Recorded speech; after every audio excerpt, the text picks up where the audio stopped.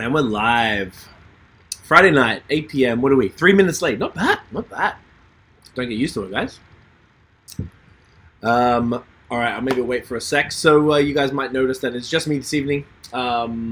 Tiffany has way too much work to do, unfortunately, so I'm going to hold it down solo.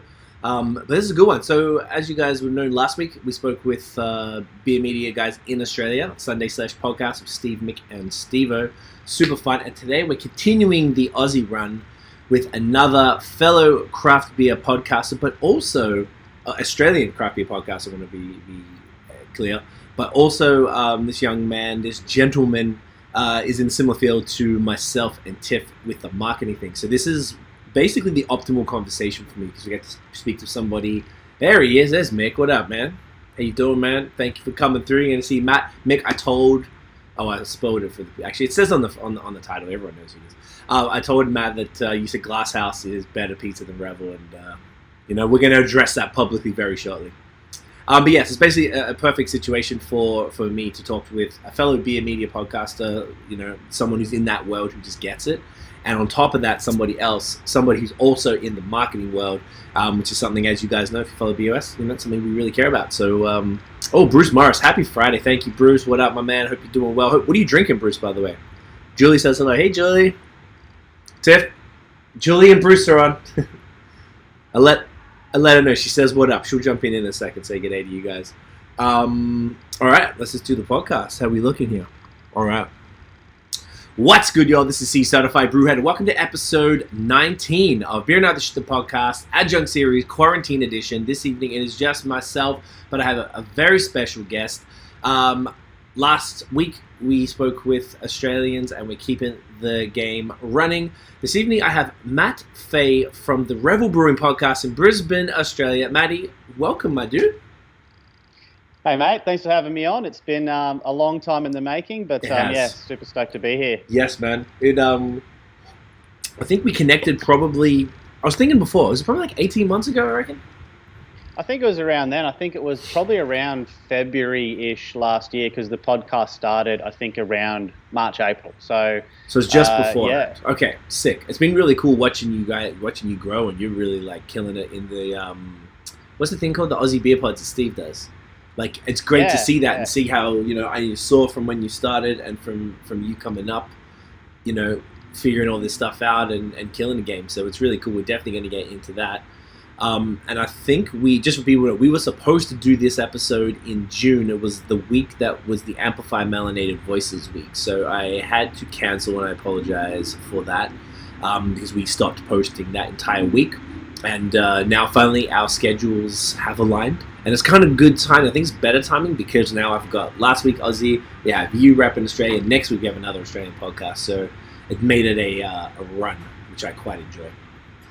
Yeah, absolutely, man. And I think it's been really cool considering, like, when I sort of got approached by Revel, I knew sort of how to produce a podcast per se, but I didn't think it was going to be as straightforward. And I was working away at the time, so I just went into iTunes. I tried to look for other craft beer podcasts, and yours was just way up there. And There was so many episodes that I could backtrack through. So I would say I must have got through at least 20 or so of them, like within a couple of weeks. And I was like, yeah, this is giving me a lot of ideas on how to do things, and that's why I reached out to you. And it's been awesome to get your advice. You've been so forthcoming with information, and I don't think I could have done it without you, so appreciate thanks for that. Hey, man, pleasure. It's there's one thing, it's really, like, this is something that it's cool to share, this information. It's not like it's secrets, but it's just stuff that we've figured out over the years of doing this. And I love it when I'm seeing somebody who's like I've noticed that a lot of people are kind of just full of shit. They will say they want to start something, and they'll never progress, and it always is annoying to me to spend time and energy to tell, help somebody, be like, yeah, man, this is how you do it, boom, boom. And so I'm extra happy to see you, like, not only get it out there, but winning and killing it and producing great episodes. You're making a genuine mark on an Australian podcast scene as an independent, which we'll talk about soon enough with the agency stuff, for a brewery. And that's even harder to do, man. Like, doing a brewery podcast is got to be tougher than what it is like we're just an independent body, and you're able to finesse it, because I know that was a challenge. So I think much congrats for that, bro. It's very, very cool.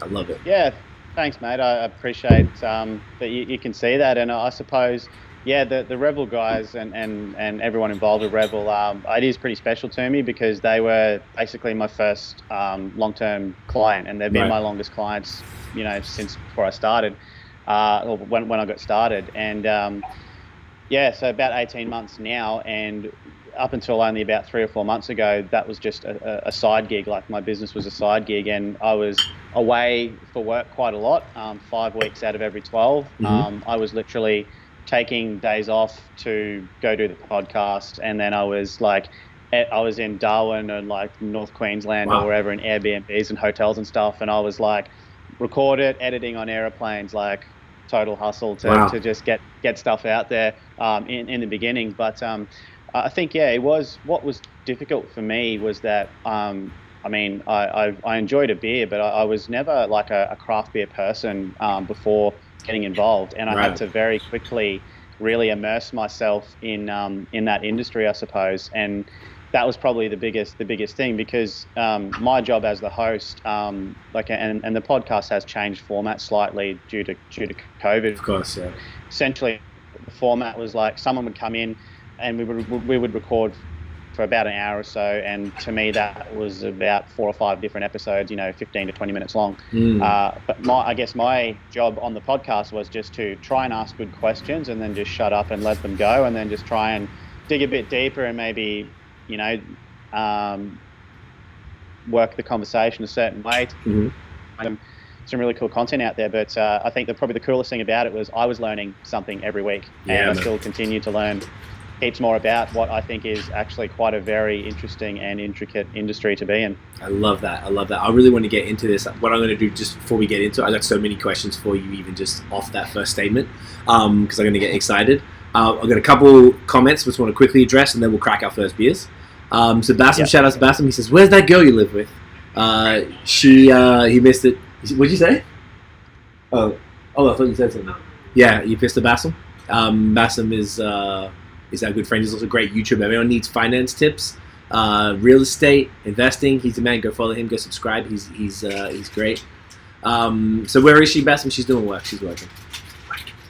Mick says, "Oh, it's going down. It's going down." So we'll definitely have the pizza argument. Tiff saying, to Bruce and Julie. Bruce saying, "We're drinking a Trestle Brewery Hellas." That sounds great. Oh, I think I saw you a picture of that the other day, Bruce. It looks fire. Tiff says, "That girl is on the sidelines working." Bruce saying, "Hi, Tiffany. Sorry, I didn't see these." And Bruce is saying, oh shit, there is Craig. "How do the Australian and Canadian beer market industry compare for craft beers?" We'll probably get into that in more detail, but the TLDR for that, when we first went back in 2016, I would say it was very young. Like, there wasn't much that excited me. I was bored most of the time with what I was drinking. It was very simple and very straightforward. At the same time, I didn't know I was thrown into that trip. I didn't plan it, and I didn't get to study it to figure out what's fire. So there's that too. When we went back in 2018, I was like, whoa, this is like totally different. And everything was starting to have some haze and lactose and stuff there. And in 2019, I went back. It was like really sick, and I'm looking forward. We were supposed to be back a few months ago, but COVID and such. So overall, Australia's a lot younger, but I think it's the most exciting scene in the world because it was so young and it's picking up so fast, and people are experimenting, but they have access to the knowledge of the greater world, whereas everywhere else kind of came up slower over time. So I think Australia has more potential to be more exciting in a smaller time frame than that. Oh, thank you, babe. And he's saying, "I must say that heaps is an amazing word." Yes, I always forget how often Aussies say heaps until I speak to an Aussie. I'm like, oh yeah. We always say like heaps good or thanks heaps or some shit like that. It's hilarious. What are you drinking, bro? I've got a Revel, of course. Of Revel course. Pale Ale. Nice. I thought long and hard about what beer I wanted to have on the show, and I thought there's probably no better one to have because it's, the Oxford Pale Ale, Oxford Street Bulimba is where it is. It's, the most synonymous, beer with Revel. So how do we do it? We just crack it open? Let's crack her open, mate. Pour it up. Cool. I don't have, obviously, any Australian beer, unfortunately, but I thought I'd start easy. Hang on, let me tap this. Where is she? It's always weird doing it backwards. There you go. This is Broken Sevens. It's a Kolsch Classic. They changed their branding recently. They do some really good stuff. Just kind of felt like a crispy. Kick it off since I'm not splitting the tiff. I've got to keep it light so I don't get too trash. Also note, people, that it is 10 a.m. in Brisbane. So Matt is a soldier. Because I know when in Rome. Right, you gotta go hard or go home. As I wouldn't, and I wouldn't normally do this, but it's again 18 months in the making. This is a special occasion. There you go, and there's only one beer, and then you can get back into it in like 5. Exactly. Matty, cheers, brother. Cheers, guys. Cheers. Solid. Nice. Bruce is a Canadian friend who just moved or temporarily came back to Canada. He lives in Dallas, Texas, and he went back to Canada for a bit. He said the Revel looks fire. You're damn right. Man, it's great. I mean, I just think a lot of their beers, and look, let's be really honest. There's so many good breweries out there making amazing beer right now. But I just find every one of their beers to be quite approachable, and that's the thing. There's always going to be something for someone, which I think is what it's all about. Absolutely. You got me a 4-pack of Revel last year, I think. The videos came up the other day on Facebook for the memory, so I guess I released it around this time last year. I remember being very impressed. The Strawberry Wishes, I believe, was a strawberry sour Berliner. That was phenomenal. I think, was that the Pale Ale? I forgot what the fourth beer. There was a stout. There was the double IPA, and there was a pale ale. I was trying to tell Mick and them last episode, and I couldn't remember. Yeah, I think that sounds about right, because we wanted to give you a bit of a variety there. So there was the Revelry double IPA, the stout, which is it's not in cans anymore. We do that in a bottle. Is it Imperial? And Imperial, Russian Imperial Stout. We actually did a barrel-aged one recently, and I had the pleasure of tasting that straight out of the barrel, which I'm quite spoilt with, and I was like, oof, that hits different, hey. But, and then I think the pale and then the wishes, we wanted to give you a good variety there, so something there for everyone, I think, in that mixed bag. It's really, really good stuff. I was just impressed. I think there's a bunch of really good breweries in Queensland right now. They're doing well nationwide, right? So, I mean, you guys being... What size brewery is Revel? I couldn't tell you actually off the top of my head. I think there's 5 or 6 tanks there. All I can tell you is that they're flat out. Right. So they're doing well in the size they got. Right. Yeah, it's been a really interesting year. I mean, obviously we've had the COVID stuff, which has changed things for everyone. Yeah. I'm thinking, hopefully for the better long term, because it's forcing businesses to look at alternate sort of revenue streams within their business. But look, as a brewery, I know Matty's flat out. It's all hands on deck. They're pumping them out like crazy in a lot of bottle shops and that sort of thing. So it's all systems go. But still, obviously with some of the spikes and that we've had recently, it's still an interesting time to navigate. But look, all positive and all systems go still. That's great. Yeah, I heard that you guys are doing bad. Like Queensland are doing some of the best in the country, if I'm not mistaken. As far as like the general safety, and you guys have locked the borders down a bit. I heard people couldn't fly, but they definitely kept the borders closed. So before we get too far off track, let's get the history down. So how did you get into craft beer, or at least if you weren't super versed on craft beer, how did you get involved with Revel to then enjoy, getting where you're at? Yeah.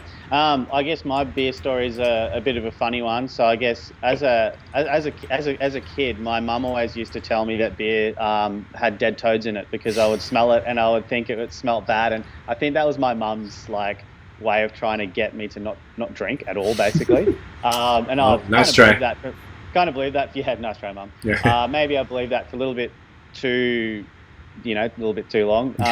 But yeah, I was always like a spirits drinker up until I was in my 20s, and it was like, engagements, weddings, like 21st, beer, wine, and that's it. And I'm like, oh yes, I'd find a beer that I could drink. So I wasn't a really big beer drinker. I think probably macros, eh? They'd probably be all macros at the weddings and stuff. Yeah, much of a muchness. I didn't mind a Hans Super Dry, something fairly crisp. That was about all I would go for. But I remember drinking a Stone and Wood. That was probably like my first craft beer, and I didn't really know much difference there. I was just like, oh, that's bit of flavour in it, you know. Yeah.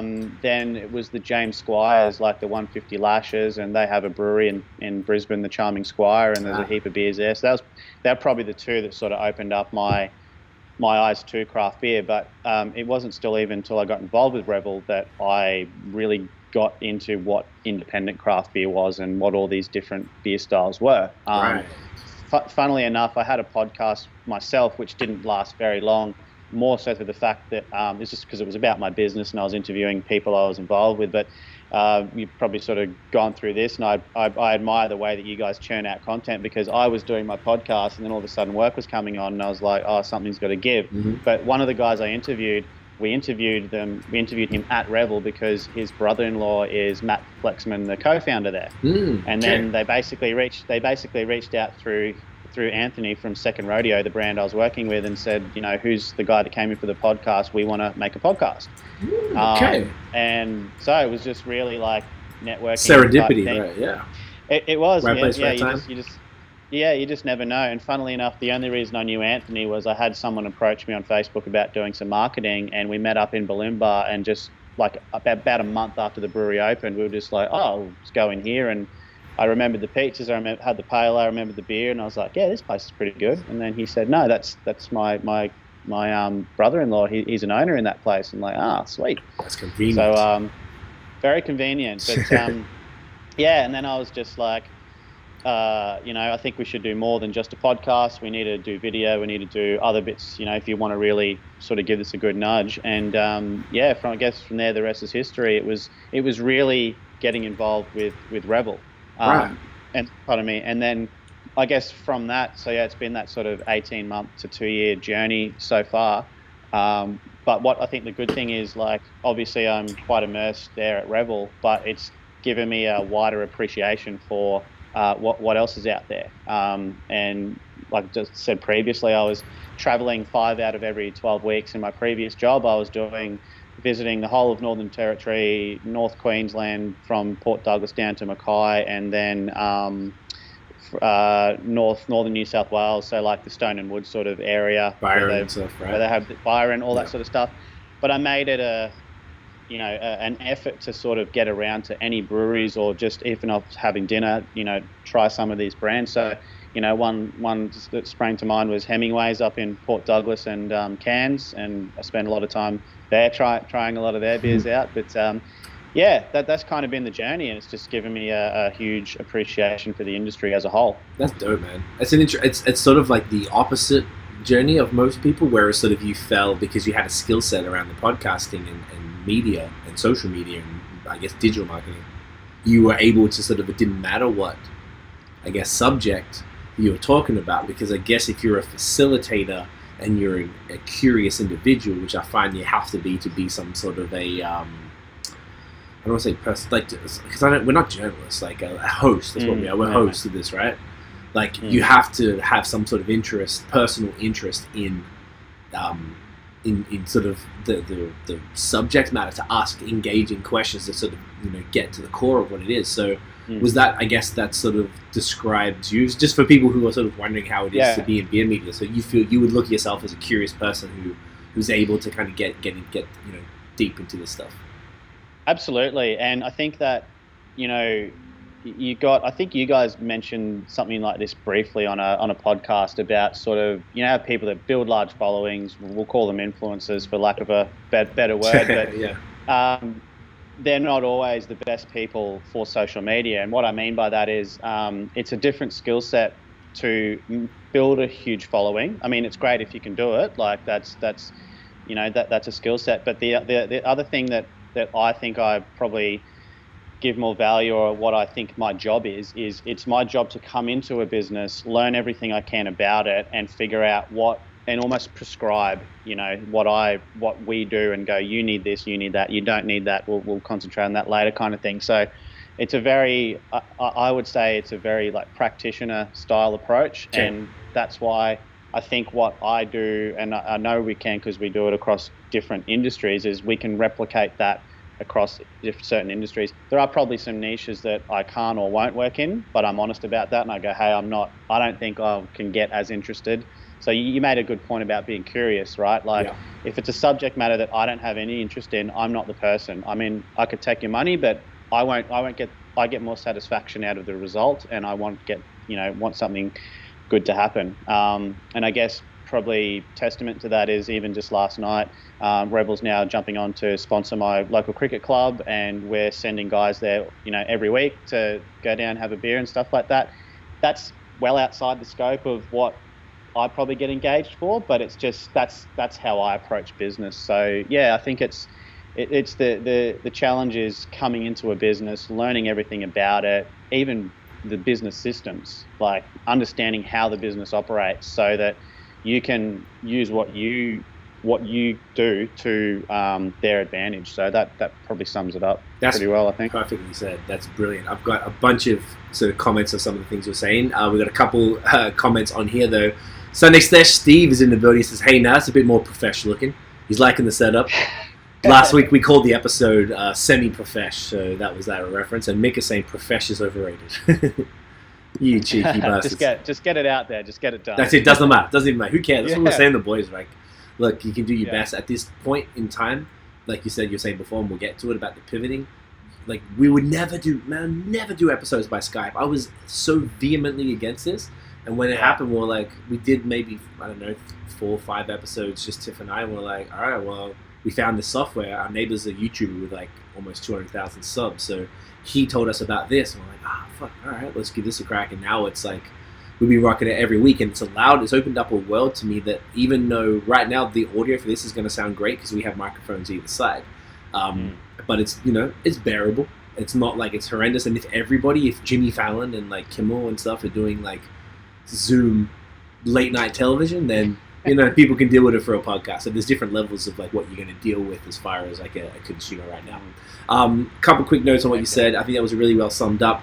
The influencer thing, we call them content creators. We're very passionate about this. We always say you can't call yourself an influencer because someone has to call you influential. You can't say, yes, I'm an influencer. I hate that shit. It's like such a pet peeve for me. So we call them content creators because that's what you're doing. You are creating content. And then when you build a platform with people who enjoy, like BAOS, we just posted what we like, and people either like it or you don't. And if we say it, because they're like, oh, I have a similar palate to these guys. If we say something, then they'll be like, I'm going to try that beer. That's how Bruce, who's commenting, he's around. Now we've become friends. And that's really what the influencers are doing. But you are right in that an influencer or content creator in and of themselves, or the Instagram type influencers, can't do what you and I do for the most part. Everybody has separate skill sets, and this is a very unique, narrow skill set, I guess, as far as not narrow at all. It's the actual opposite, because you've not only got a host, but typically, if you're a one-man team or a small team, you got to do all the stuff yourself. You have to figure out all the, like you said, if you got to figure out the industry, which is one thing, but you got to know about the technical, how to do audio, how to do the video side, then the best practices for social media and strategy and the formats and what people respond to, and community management and probably ad management. Like, this is not a joke. This is a lot of work, all of this stuff, which is why, like you said, you were working a full-time job and this was your part-time, and sometimes it was hard to keep up. But I also want to agree with you on the subject matter thing. We are also, with our agency, very picky with what we do. We found that like maybe hospitality is our thing we really care about, because I don't want to be paid to sell something I don't care about, because if I don't care, it's going to show. The interesting thing example I give, you and I and Tiff and our type of businesses, we have to become your brand. We have to be able to sell it to the people. We have to write about it. We have to be the brand voice when we're writing captions. We have to and respond to the community. We have to speak the voice of the culture of your business. If I don't care about that niche or that vertical, then how are we going to be good at it? Like, it's really hard. We've had clients we've had to turn down because of that. So it's different to say if you're a website, you just build websites. You're like, cool, doesn't matter. It's just a wireframe and you just do your shit. You drop stuff in and whatever. It doesn't matter what industry it is. So it's a unique challenge that like marketing folks, and specifically social media, face, because we have to become the brand. It's very interesting. And you've had to do that with Revel. Yeah, I could not agree with you more there. And to do what we do, you make a good point about the content creation for those people, because whenever I'm sort of doing influencer engagement or reaching out to people, I'm not paying as much attention to the followership. Like the following is good because it's like, okay, if you do something, I expect these people to at least see it or take a certain action because they're the people. But it's no point if they got 200,000 followers, but they're not following for the right reasons, right? Correct. So, and then it just ends up like you're getting stuff for free. Like we don't really want to do that. But when I look at the content that they make, and I mean, you were a perfect example, right? I sent you beers and I knew you would make content that we could use. It was professional and it was very much worth our time, right? That's what I look for. So I look for, are they going to be easy for me to engage with? Are they going to appreciate getting something, usually getting product for free or a service for free or something like that, in exchange for some type of quality content, whether it be one-off or, in probably a perfect world on an ongoing basis to partner with us, Yes. And then if you sort of take that section of it, then you've got what we do, right? So, okay, you can make content. That's awesome. Hugely valuable, and especially if that's what you niche down on. But then what we do, you think about all the things we have to do. We have to be copywriters. We have to understand at least the basics of website design. We have to be analytical to understand how to run ads. And reports. We have to be reporting. We have to have high communication skills. To then the big thing with me and the big thing with some of our clients is they say, look, we just like that you're an everyday guy that comes in but explains everything and doesn't make us feel like an idiot. Because going into our realm, it's intimidating for some people because they don't always sometimes know what they're paying us for, to be very honest, because they just know that they need social media, they need ads, whatever. I reveal everything. I show them everything. I show them the back of the ad account. I explain in detail. I answer all the little questions because I want them to realize that I know what I'm talking about and that's what you're paying me for, right? It's none of this like smoke and mirrors stuff. So you do that. You have to be handy with the camera for photos and video. You have to be able to edit videos. You have to be able to edit photos. There's a lot of skills, man. Degree on that, man. There's like 10 different degrees right there. Like you can't go and do all that, but you have to be across it. And then even if you're outsourcing that, which everyone will do as they grow, you then have to know like what is good. You have to know what is acceptable, what isn't. You have to again ask the right questions about things you don't know about. So yeah, 100%. There's heaps that goes into it. Such a good point. I was saying the other day, I retweeted someone. I was talking about being what's it, underrated or something about marketing on Twitter, and I was just saying social media, or maybe an unpopular marketing opinion, I think that's what it was. And I was saying social media, whether it's account managers or whatever, we are probably the most underpaid for the amount of skills. You just listed all of those different skills that you need to be a social media manager. And I can't think of a single other job that requires that many like arguably different verticals. Like you said, that's 10 degrees. You can have a communications degree, graphic design degree, photography degree, video degree, journalism degree, or writing degree, some sort of mathematics or statistics degree to do reports or analytics and stuff like that. Marketing degree just in general. I'm 7, I'm pulling this out of my ass. Like this is real, and we are the most underpaid and under-respected because people always demand this stuff from us and they don't understand the value of it. And I think that's one of the biggest challenges because it isn't always an ROI directly attached to building a community around a brand. But I don't know, I feel like right here, like comment Bruce, say Craig and Tiffany influenced my drinking habit. So I know, and Bruce does it. We were on a podcast and we did it with Blood Brothers in Toronto, and he bought the beer from the week before. And when he came to Canada, they were waiting for him at his house.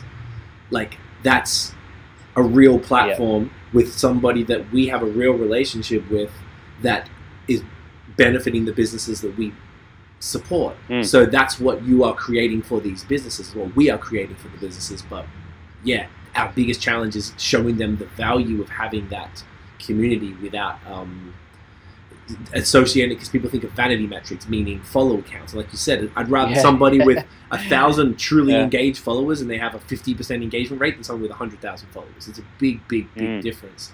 And a lot of people are scamming the system. It's messed up. The best thing you said there, I think, is vanity metrics. Yeah. It's it not drives me crazy, but it's good because it's the It's opportunity annoying, to display. It's the opportunity to display yourself as an expert.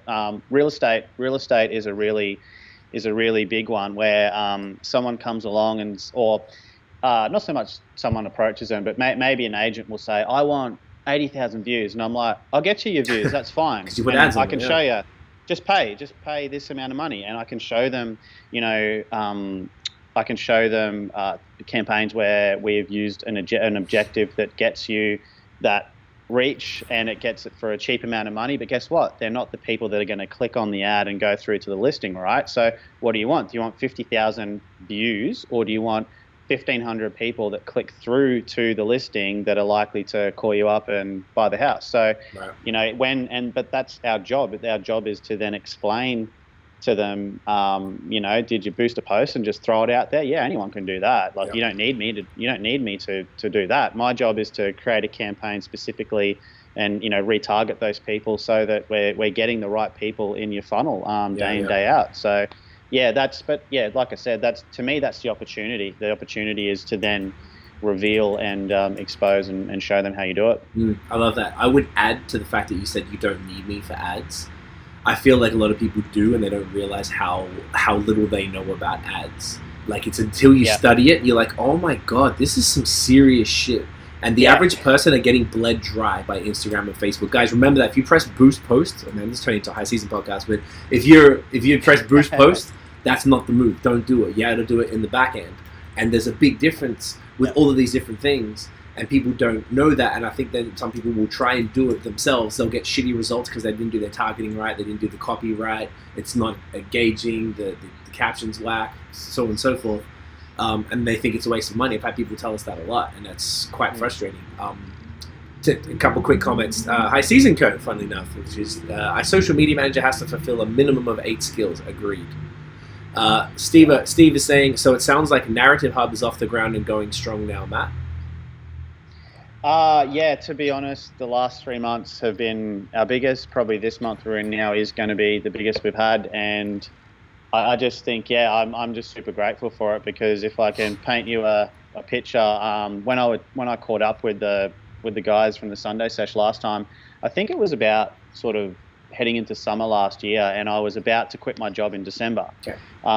My goal was to save up a year's worth of living expenses and then quit, so that, come hell or high water, which kind of happened, I knew I'd be okay. Yeah. I didn't know what I was preparing for then, though. But I was about to quit, and then I had a client that didn't continue on, and it was nothing really to do with what we'd done. It was just that they had a lot of other expenses coming in on what was shaping up to potentially be a slow period, and they let me know 2 days before I was going to put my resume in that they weren't going to do that.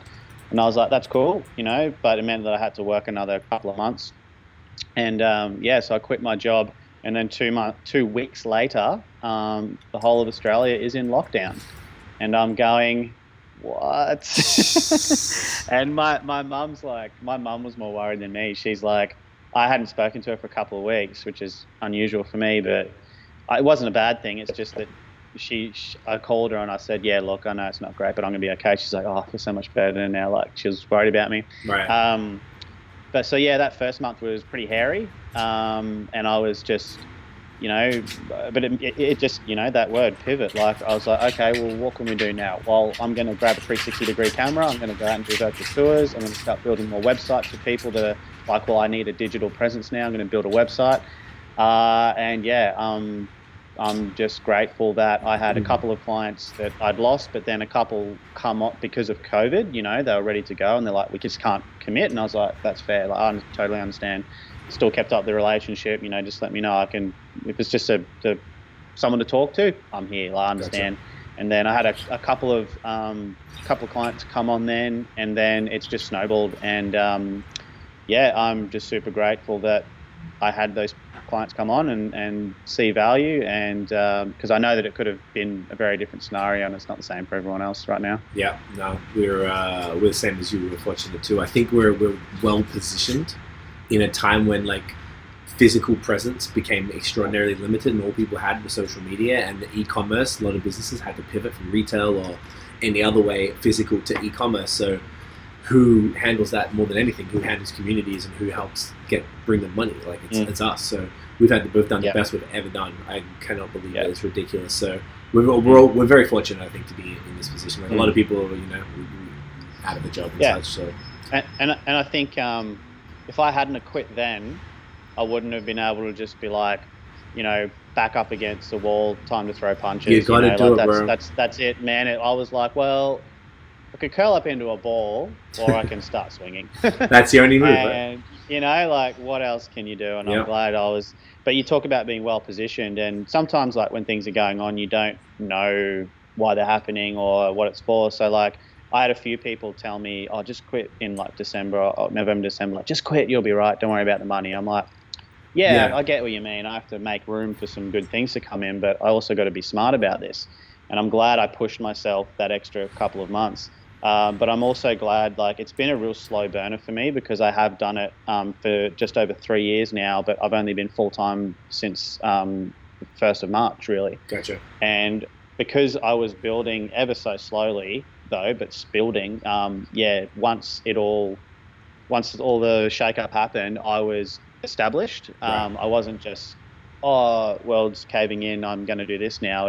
I'd already built up some, you plant seeds and they sort of take time to grow. So that's whether call it good luck, call it good management, whatever. I'm just happy that it's working out how it is. I love it. I have a bunch of comments on those things as well because you touched on some great stuff. I just want to, I keep hearing the little beep, so I want to cover some of these.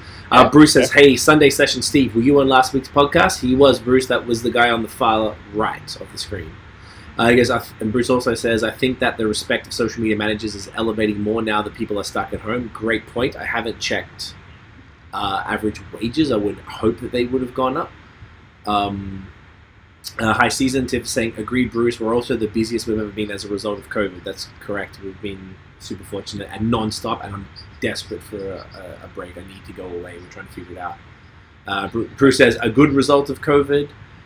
Tiff is saying, "Yes, it's strange because it's such a tough time for so many people, but it's been our best year yet, and grateful." Yes, very much so. Steve is saying, "Yeah, Bruce, that was us idiots." Bruce says, "Hard work and experience causes that. Be grateful, but understand you earned it." I like that. Nice, Steve. I like the podcast. When we get to travel to Australia, I want to share beers with you, mate. Yes, definitely, Bruce. We'll connect you guys. Steve says, "Totally up for that. Bruce will be wicked. It's kind of funny. I think I have more to say when I'm not a guest." I love it. These guys are awesome.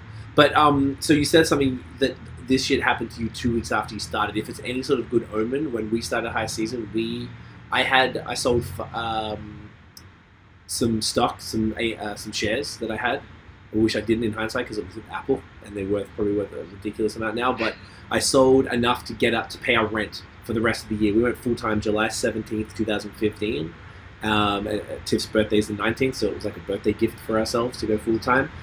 2 weeks after we went full time, we lost our 2 clients. Both of them left as well. So exactly like you, though, we did the same thing. We were like, well, Tiff also had some additional savings, and I put the money aside to cover rent, like for the rest of the year. So we're like, all right, worst case, we just have to make enough money to eat. So one of the clients, Tiff went. She's like, what do we do now? She went and found a startup that were called Flatbook, based here in Montreal. They ended up growing and they became a unicorn billion-dollar company now called Sonder, based out of San Francisco. All of our clients are in San Francisco. We've got one of the biggest companies in the world is our main client, and Sonder, our other client, we've had them since everything went to shit. So if that's a good omen for you. We also had a 2-week stress bomb, and we just pushed through it because you have no other choice. Once you get the taste of this, you can't go back to a job, man. I couldn't work for anybody ever again. I couldn't do it. I'll do anything to save this, anything. Really and that's resilience, isn't it? Like I couldn't agree more with you, and I bet that period set you up to be like, if any sort of other bump in the road came along, you'd be like, well, we got through that, we'll get through this. Like great that's point. It. And it's something you have to understand when you get into it. This is how the money's going to be. The money is never like that. You might have a sick month, like, oh fuck yeah, boom, everything's great, and then boom, all of a sudden something will change. Whether a client doesn't continue for whatever reason, they run out of budgets, whatever, the contract ended, and that's it. It's just how it goes. It comes and goes, and you don't really you have control over it, but you kind of don't as well. There's like something in the middle there. So it's I think a lot of like now entrepreneurialism has become cool. I don't think it was cool when we were growing up. It wasn't like, you know, my parents had a business and stuff. It was like a franchise, like a Toys to Toy World stores. So like that was cool, but it was still, they didn't start it from nothing. They sort of bought it off someone. They had a franchise that provides everything. So they still worked their asses off. They had no holidays. They worked 7 days a week. It was ridiculous. They ruined their bodies because of it. But like, it wasn't as cool. Now everyone thinks it's cool to be an entrepreneur, be your own boss, or calling themselves a CEO without a damn board of directors. It drives me crazy. I had that exact conversation with someone. How did it go? I wanted to bring it up with a few people, but I didn't want to offend anyone. He agreed? I think the thing, it was more so you get an ABN, which is like you're a sole trader. And Australian business. Like it'd be like me calling myself CEO. Like I don't. Right. It's I'm not a CEO. A CEO a lot for people who don't know, CEO is cool because rappers keep calling themselves CEOs, but CEO means you're a board of director. If you're a C-level executive, that means you have a COO, CMO, CTO, etc. So it's a very specific thing. I was telling somebody though, you can call yourself a founder, a creator, a president, because on our paperwork, Tiffany is the president of High Season. It's a real thing. It's not made up. Whereas calling yourself CEO was made the fuck up. So guys, please stop it. It's really whack. Stefan is saying managing director was the one that I came up with. I felt that's good. Appropriate. We used to use that, but do you know what the weird thing was? We didn't think of it at first. We both called ourselves that. You can't have two. There's only one managing director. One person's the managing person. So then now we just call ourselves co-founders, co-founder and partner. Yep. So you can come up with that's an easy one. Your own thing, right? So we'll talk about the business stuff. So I love that. So then coming back to the podcast, so you started the Revel Podcast, like you said, April last year. Tell us about how that's been, what that journey's been like as somebody who came into it. To be honest, I did the reviews for 4 years. Then we started the podcast. But I technically didn't know shit, but I was drinking craft beer at the time. So we started the podcast, but I still was like a noob. At the end of the day, I didn't know shit. I'm not educated. I don't have BJCP or Cicerone or Prud'homme or none of that. Now, starting the podcast, we came into it saying, like, we don't know jack. Like, we're just figuring it out along the way, and we just talk to smart people. And now I've been around so many smart people, like you were saying, that I've osmosised a lot of their information. Like, I've sponged that shit up. How has that process been for you? Because that's literally the first time I've ever heard anything like this, so it's kind of fascinating. Yep. Mate, it's been an experience. It's, one of the things that I really sort of hang my hat on. I'm like, I'm really proud of that, you know, and for a couple of reasons. I guess firstly, that was my first gig. That was like, you know, I'm in here trying to prove myself and prove my worth, and the opportunities that have come from even just having Revel as a client. Like then we end up making a cinema ad, and I've had other clients off the back of, you know, interviews there and all things like that. It's kind of snowballed, but I think that. Yeah, look. In the beginning, there were things I messed up. Like I was still getting my head around what type of equipment I need, and for the environment that we recorded in. Like we're recording in a brewery, which isn't actually an ideal podcasting environment. But we didn't. We were kind of a bit strapped for sort of alternate locations, and I wanted to have the taps in the background and like all this sort of stuff. And so I had to. So that was the first thing. That was the technical thing. That was then investing in the equipment to make sure that my clients looked the part, you know, that I wasn't getting people involved and then, you know, wasting their time because we were screwing it up. So there was that. And then it was trying to really plan out, you know, some thought-provoking questions and probably also a lot of the people that came on the podcast, like it was varied. Like we've had Hendo from Rockstar on a couple of times. I actually just caught up with him yesterday. Mentioned you guys that he caught up with you guys in Melbourne last time you were there. I think I might have met him, but I think I've heard about him more than I've dealt with him. But he's like, it comes out of everybody's. He knows everybody. Every single person I've met always mentions him. So he's like this legend out there. Yeah, man, he's awesome. So we've had him on a couple of times. So he's been on quite a few. He's been on the Black Ops one and heaps of other ones like that. So he kind of knows what it's about. And then you've got other people that are, you know, still quite influential in the industry, but they haven't been on many podcasts. So it's my job to make them feel comfortable. Beer helps, but make them feel comfortable and, you know, make them go, hey, look, this is just as much about you as it is about us. So, you know, what do you want to talk about? Because I want to, and you sort of find that they have half a beer and they're 10 minutes in and they're all good. And then that's all it takes. Yeah, that's it. It's a social lubricant, right? Then I guess you got to really put your marketing, social media hat on and go, what are the grabs I need for what's going on at the moment? But yeah, it's evolved, and I think we had about a 42 or 43 episode run of the Revel Brewing show as it was. But then with COVID, we then had to think about, it wasn't feasible to get people in to the brewery, so we changed it to a segment called A Beer with the Brewer. So it's Matt Flexman, the co-founder, and then Matty Cuthbert, the brewer. And we found that was really good because I could just turn up. I wasn't actually hosting it, so I'm not technically hosting the show right now. Okay. But we will be moving back to the original format very, very soon, I think, and keeping the two. So then we're like, well, how do we add value and sort of change? Well, instead of getting the guests on, which is, I guess, sort of displaying yourself as an expert in the field, that's what that sort of that's what that's sort of tailored to. This one's a little bit more raw, but direct to the customer, the consumer, and being like, this is the beer, this is the hops, this is the malt, this is the story behind the beer, what you can expect from it, and it's sort of coming out now. And then we get people to send in questions on the Instagram stories, and Matty will answer them. And we actually had his wife on the previous show, which was really cool because that's how they actually met in Melbourne. I think it was maybe not Melbourne, but in Victoria. They were both working at a craft beer bar together, awesome. And that's how they met. So that was a cool story, that community thing. So yeah, it's been a journey. I've been able to get introduced to some people that I definitely otherwise wouldn't have, and I've enjoyed every minute of it. That's dope, man. I like that. I like the way you've sort of been able to figure it out and kind of find the way, because one of the things that I was curious about what you were going to do was when you're a brewery podcast, like, and I think this is a conversation we had, and initially it was like, well, what are you going to talk about? Because you're going to talk about Revel every week. It's kind of boring for the people. It just seems like this promo puff piece. It's kind of a waste of people's time. But you've essentially turned it into exactly what any other beer podcast would do, and you just interview people in the scene, and you've made yourselves the hub of that. You brought people to your house and gave them hospitality, made them feel welcome. And now there's something that I found, and I'd like to hear your perspective on this as well, is that when you think of a podcast, our podcast goes anywhere from like 1 hour to 2-3 hours, whatever. When you spend that much time, then you get there a bit early. This is all pre-COVID, of course, but you're meeting people, they're giving you beer, taking you around, looking for a place. You end up spending anywhere between like 3 and 5 hours with these people.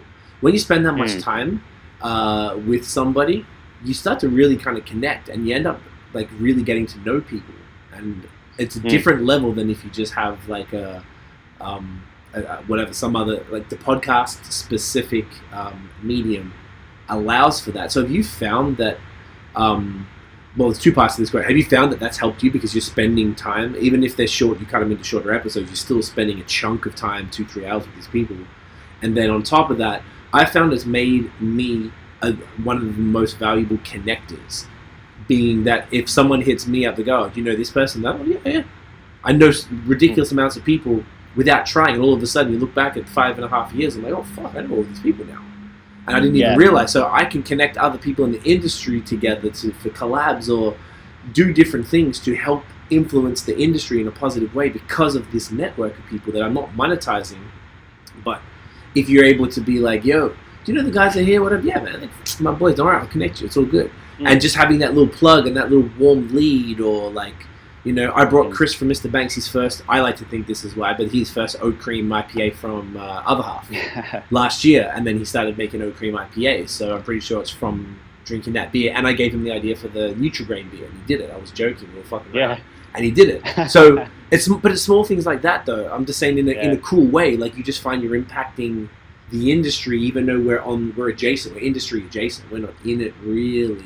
So, like, how have you found that with the rapport side and with maybe some impact that you've unintentionally, fuck, yeah, I'll connect you. Or, you just find you're valuable in other ways you never thought you would be.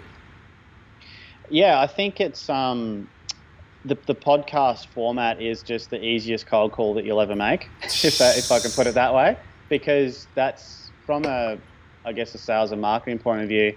I'm not going to go harass people to do business with me. Like, I'm just going to do a job, do it to the best we can, and usually the phone rings or whatever. And But in saying that, I try to give back whenever I can. So, for instance, we had, I guess probably the first part of answering that question is like, when you're on the podcast, to me, it's all about, you spoke about not being a big promo puff piece. Like, the key is education. Like, we're talking about things in the industry that are applicable to everyone. It doesn't matter if you're a passionate, I only drink Revel or Black Ops or Stone and Wood or whatever it is. We're talking about the whole industry. So that's our goal, is to really touch on all the things that the people are talking about or need to know. So then you have those people on. A good example of that is Jocelyn from Hop On Brewery Tours. So she came on, and having that background in, I think it's Oregon, in Portland, nice, big craft beer scene there. Huge. She was that her numbers wise, I think they're one of our best runs of episodes. Nice. Because she was really able to give us something that we can be in our bubble a little bit here, but she was really able to give us some insight into what happens over there, and I learned so much about that. And then, I mean, there's only me and 2 other guys in our business right now, but I was like, hey, Christmas party, let's go on a Hop On Brewery tour, right? So nice. That was my sort of thing to go, I love what you're about, let's go do this. We learned heaps. I then had a random phone call like a week ago from a travel company, because their videographers are from Melbourne. They can't do shoots in Queensland at the moment.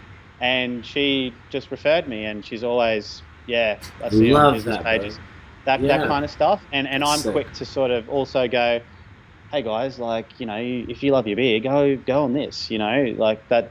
We're all quite forthcoming. And I think that is probably the thing that I love most about this industry is, business is tough, it's fickle, it's cutthroat, it can be dog eat dog. But at the same time, I know that, the independent craft beer community, anyone that comes into that ecosystem, they're all trying to help each other do well. There is competition within that. Let's be serious. But at the same time, everyone's got that common goal. And I definitely think it's the case. Some great things have happened just from being involved in this industry, and no doubt things to come off the back of that still in the future. That's great. I love that. It's cool that you're seeing it in different ways as well. Like the referral thing is super key for business as well. We found a lot of our business have come from, initially anyway, it came from referrals, word of mouth, and then now the YouTubers brought a bunch in because we're really pushing that. But a couple comments here. Mick is saying Hendo is the Aussie craft guru. Yep, I'm gonna have to get him on. I might have to reach out to him and get him on now. Everyone keeps talking about it. So. Steve is saying, I do enjoy the snappy little episodes, Matt. I think we've spoken before about how I will click on that Facebook and keep scrolling while it plays. Not something I do for a longer video. That's true. Because we always do before we're doing what do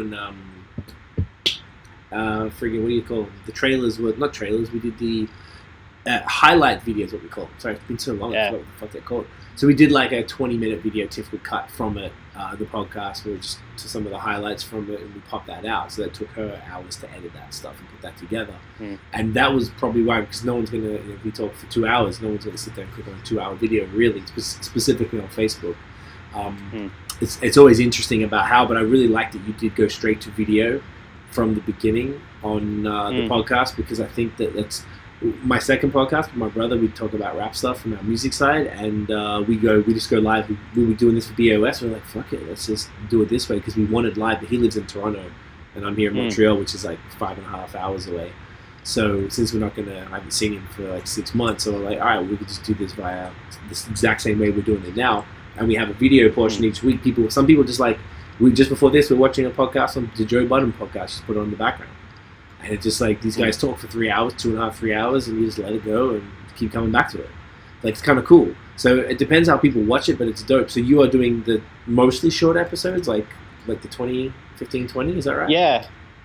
I think that was the dilemma we had in the beginning, is that I think I could be pulling out random data here, but I did read somewhere that the optimal length of a podcast was about 19 minutes. And I know that's super contextual, right? So it's like a Joe Rogan and Russell Brand or an Elon Musk podcast. I mean, you could really get into that for like 2-3 hours, and they're going off on all sorts of stuff. But the common podcast listener, maybe they've got a 30-minute commute to work, and that's like optimal. You know, Yeah. that's a really sort of optimal thing. So I guess what we tried to think about was how can we get in people's ears every week, and that was to go and record a podcast. We would do sort of an hour, sometimes get sort of towards an hour and a half.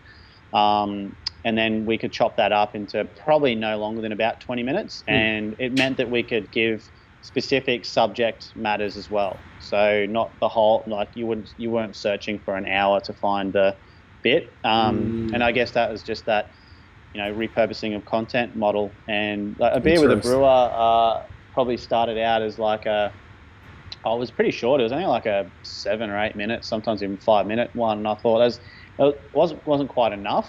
That's pretty short. It wasn't quite enough. Yeah, so it was just a quick. This is the beer and this is what it's about and what have you. So I'm like, well, let's add in some questions. Let's try and elaborate. So they're still now up to sort of about that 15 to 20 minute mark. But yeah, then the challenge is getting it out there, and it's like you got to think about the sort of the stings and the grabs that you do every now and then to get people interested and. Putting on what's appropriate for the platform. I still think IGTV is actually pretty good because you can pop it on there. You don't really have to condense the video time because it'll send you to Instagram TV, like on Instagram in the feed, and then it'll send you there anyway if you want to go through. So that you can sort of sit in there and watch the whole thing if you want. But look, there's a number of ways to do things. Yeah. It's not.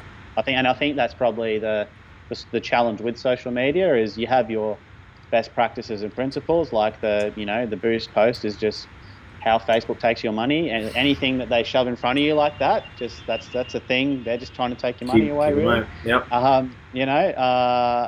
But then you've got to. That's the challenge is to think about, well, what's appropriate in this format. And when COVID hit, it was like, a lot of the best practices maybe went out the window a little bit because we just got to get in front of people and we just got to stay present and but still provide value. So that was a challenging time for content as well. Yeah, it definitely was. There's like finding the balance. Like we were going live a lot on Instagram before we started this because we were dead in the middle of all these series and we made a big stink about how we changed our whole shit and we took some time off for the first time in 5 years type of thing, and it was really good to take a break and then change it, and then we got 4 episodes into a 6-episode season, which now I would actually increased, but then we had to stop.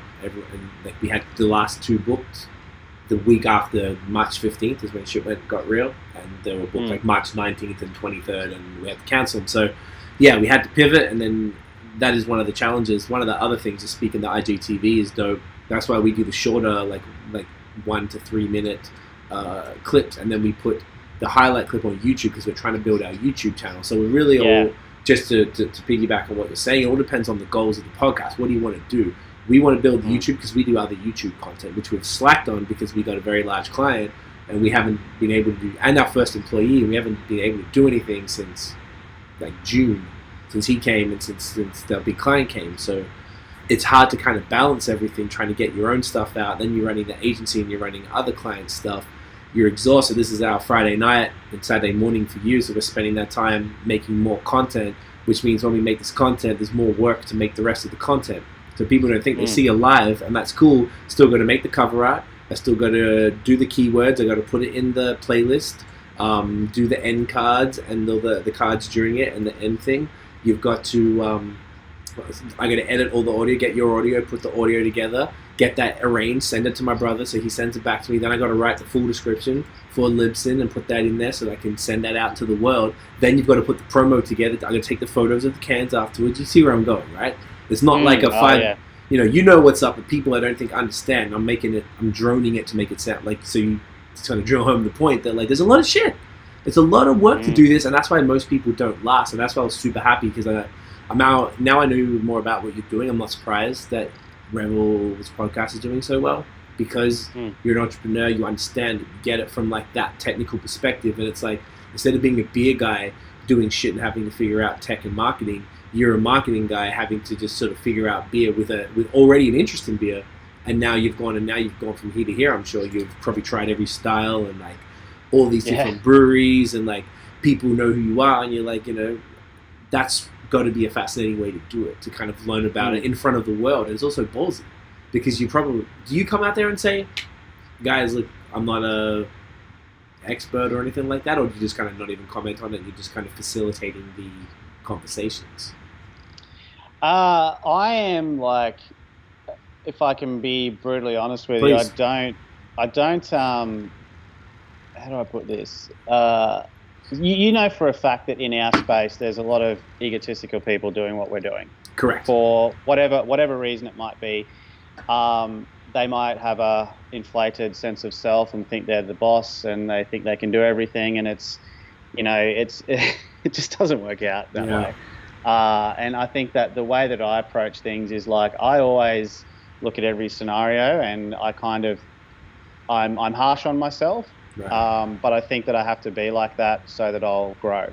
There's things that I'm confident about, but I'm always happy to be proven wrong, right? If I say something and it's not, it turns out the way that I was doing it for 2 years is not right, I'm happy to accept that I was wrong and learn from that and move on. I'm completely subjective to that.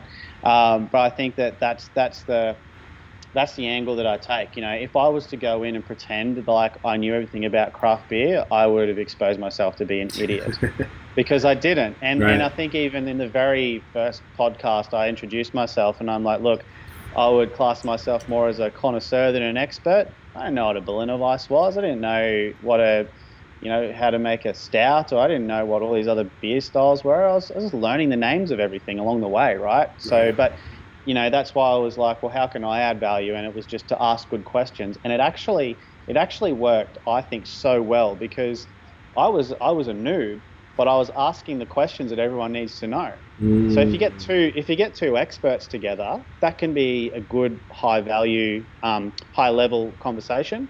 But if you've got someone asking the questions to get people into craft beer, it might be just elementary to everyone else that's having the discussion, but there might be 100 or 200 people watching it like, yeah, I don't know about that, and if anything, asking those seemingly surface level questions at times, I think probably helped.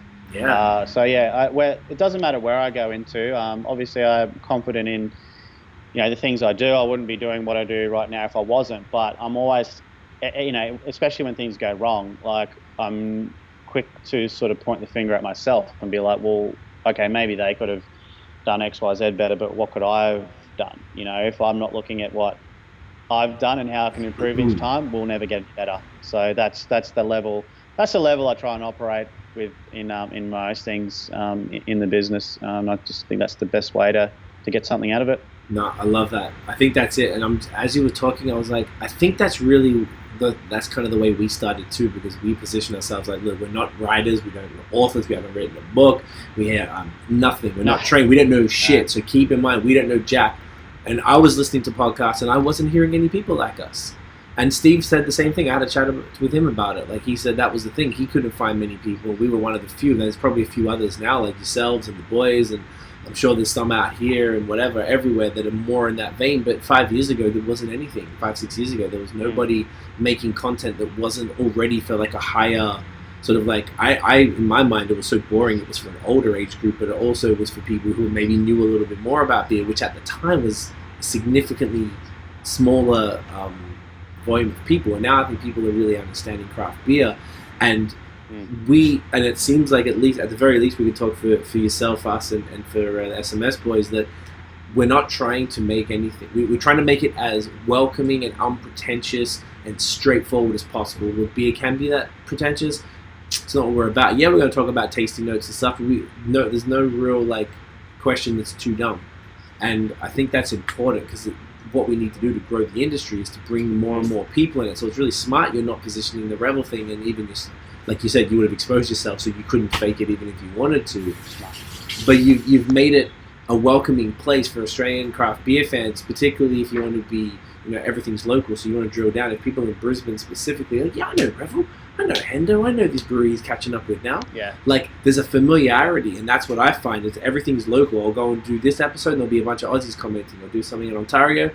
The local people that drill down to that town, or like the west end of Toronto or something like that. There'll always be the local pride, and people really love that and drill into it. And then everybody learns something like, oh, yeah, sick, that's my brewery. I'll listen to that. I like these guys. Let's listen to the next one. and it's sort of like it grows in what you're doing, and by doing it that way, you're helping Revel grow their business and their sort of thought leadership, which is I think important that people don't rate thought leadership highly enough. Yeah, absolutely. And that's the thing. If I come in pretending I know everything, I'm not going to learn anything. You know, like obviously I know my stuff when it comes to social media, but I think that the real value is when you come into a business and you're willing to learn everything about them and show them how to make it work. I don't think, I used to sort of think every now and then I'm like, oh, am I just a hack because I just do this on the side and whatever, and then it was COVID happens, now everyone's working from home. I'm like, great, you can come play on my terms now, right? Like, now we're all on the even playing field now. It doesn't matter. I love it. So that was the interesting thing that sort of happened like that. And I just think that if you're coming into any business, you've really got to spend the time, get to know people, and find out how to best serve them. So craft beer is no different to any other industry in that way, but the industry is definitely unique, and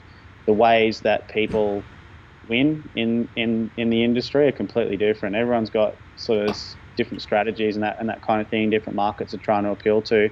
I guarantee if I went to go and work for another brewery down the road, which I don't think would ever happen, to be honest, I think that I can. Like real estate, I can work with a number of different clients in different areas, but I don't think I could really do what I do for any other business other than Revel, and that's really important. Important to me. It is. It's just not something I'm interested in doing, to be honest.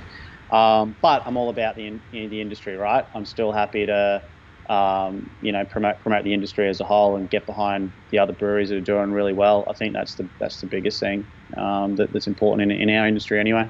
So you're helping everybody, even if because even if you're not able to sort of like have multiple, that's the problem, right? You can niche down as an agency, and then some businesses don't want you to have the special sauce that you bring them. Like if you give that to all of them, it's. And every strategy and plan will be different for every brand that you have. But at the same token, there's still going to be an element of similarity in the way that you do things. So it's kind of tough sometimes to meet. But if you've got real estate agents in different areas and stuff, that's kind of cool because it's not a direct competition type of thing. No, it dilutes the brand, I think. So that's not something that I'm really interested in doing. Yeah, no, that's smart. And I don't really think we even have much of a choice. I think there's definitely some sort of ethical, maybe not legal, but like we've had people ask us before, and there's different things you can do. I've heard you can, if you're if you're a unique, whatever your niche might be, if it's real estate, you might have an agent be like, oh, I don't want you working with any other agents. Well, then there's like you can arrange it so that you have like much higher fees for that exclusivity or stuff like that. We never got to that ourselves. We didn't really deal with that, but like that was what we heard. We looked into it a bit. We thought, okay, well, that's one way around it. Yeah, it's an interesting kind of. Particularly with beer in a type of industry where everything is so not. It's like you said before, competitive, but it's kind of not. You share secrets and information more than any other industry I've ever seen. So it is interesting that you wouldn't. It's particularly you hosting. This is your personal IP. You've got your face out there, and your voice, and your name attached to this podcast. So you are synonymous with this podcast. So it would be very difficult to have Matt hosting 6 different podcasts for breweries and stuff. You probably do your head into talking to the same people. Oh yeah, no, I couldn't do it. I do a podcast for another business completely outside of the beer space, but yeah, I couldn't see myself doing too many of them. It's just not a scalable thing. Not podcast. It's a lot of time. Nah, yeah, definitely a lot of work. But I mean, I'm just really enjoying what's happening at the moment, and I think getting back to when I was talking about potentially like egotistical people working in our environment, I was specifically talking about the digital marketing kind of space, and it's it's just an enjoyable thing to me, and it just enables a bit of cut through when you just you can tell when people are in it for themselves, like they're really sort of overawed by the business entrepreneur influencer type of things, like you'll never see me posing next to a rented Lamborghini or anything selling the secret sauce, like all that stuff's just just garbage. And I don't think I could be in an industry like craft beer if I wasn't fairly down to earth in that way. And I think that's been kind of like the thing that's helped. You know, to be honest, I'm just another bloke having a crack. That's what I've got on Instagram. I don't have entrepreneur. I don't have whatever. Like, I'm just, that's just me trying to add value sort of where I can. And the beer space has been a really good springboard to other things, to really get in the trenches with a business and understand what they're up to, where they're going, where they want to be. And it's been great to take that and replicate that onto other businesses, because I mean, it's all sort of contextual, but when businesses, I think, are also in that growth stage, which a lot of breweries, it's a really crucial time because they have such a capital expensive operating process, right? Yeah. So when they're looking at marketing, it's like, I know we've got to spend money, but you know, there's already so many overheads. So it's a really good challenge to try and make the most impact you can. And I think that's been able to serve me to go to other businesses that, you know, they might be like I'm working with one at the moment that's like a gym / cafe, co-working space and yoga studio, all this sort of stuff. So it's, not even beer, but it's so unique because there's literally nothing else like it in Brisbane. And they opened just before COVID, then they opened back up again. So I'm sort of taking lessons learned from there, coming in and being like, you know, these are the things that we need to do to make the most impact right now. You know, I know you've just had a rough however, but I'm here to sort of try and help you up to the next level. And that's the thing I enjoy most. I mean, if you're already tapping into a company doing 7 or even 8 figures and you help them grow, like that's awesome. But they've probably got that budget already to, you know, at least they can spend the money that they need to get it going. And it's definitely not anything to sort of downplay, but I really do enjoy, you know, because I've been there. You know, I was working at like I said, the Airbnbs and hotels doing work. I was actually working 4 jobs at one time. Jesus. Day job, 2 bar jobs, and I was driving Uber. Damn. And I was just working round the clock. And my accountant stitched me up with the Uber thing. They screwed me over with that. So that's when I started this. I was like, I need to do something else that you know, I've got a little bit more sort of control over. But just I guess the point I'm trying to make is like, it's just, if you get someone that's willing to sort of get in the trenches with you and really be like, let's take you and let's get you somewhere, rather than just, here you go, you'll pay me and you'll keep paying me and your world will keep spinning. It's like, it's not really the service that we're about. We're in it for the long haul. I love that. I want to get into that in more detail. What I'm going to do is take a quick piss. I'm going to grab my next beer. Can you, in the meantime, while I'm just gone, I'll be 20 seconds, but could you just talk about, I want to get more into the other side and why breweries need this marketing, because I haven't talked about this for a while. This is one of my favorite topics, and it'd be cool to talk about it with you. Can you just tell people the types of services that your business does for whatever business, just to give people the context of what we're talking about, and then we're going to get into more of the, not abstract, but sort of why they need these specific things. Is that cool? I'll be 2 seconds. Thanks, man. Go. All right. So I guess this is my my sneaky plug for the episode. But look, I guess there's, you know, it's a question that's sort of like, how long's a piece of string? And the I guess the problem or the issue that comes up a lot, whether it's breweries, whether it's whatever, is they're like, I want someone to come and do my social media or something like that. And what I sort of explained back further was that, you know, what we do is actually like 8 to 10 different things packaged up in I don't always like to use the term one-stop shop, but really it is. You know, there's a lot of really good videographers, photographers, web designers, digital marketers, social media account managers, whatever they might be, that are great in their own discipline and so valuable. But I think where we probably add the most value is that we're the one port of call, we're the one, you know, asked to kick if things aren't going to plan. So, you know, we can do anything in the creative space. I guess video is like that top sort of tier of what we do, and it's probably about 2/3 of what we do, or just definitely over half. But what generally happens is that someone will come to me and they'll be like, can you make a video for whatever reason? Yep, no worries. And then they're like, oh, we need a website too. And I'm like, okay, so then we end up building the website. And the common thing is where we set ourselves apart, especially with like real estate and stuff like that, is like they go, I need someone to do a video. And I'm like, yeah, video is great, but if you don't do ads and you don't do them properly, it's like buying a Lamborghini and not putting fuel in it. So the video now becomes worthless, and they go, oh, it didn't work, it didn't whatever. And I'm like, what result were you expecting? Like this. And so I have to sort of advise on that. So yeah, it's photography, videography, web design. They're probably the main things, and digital marketing, so Facebook and Google ads, all that sort of stuff.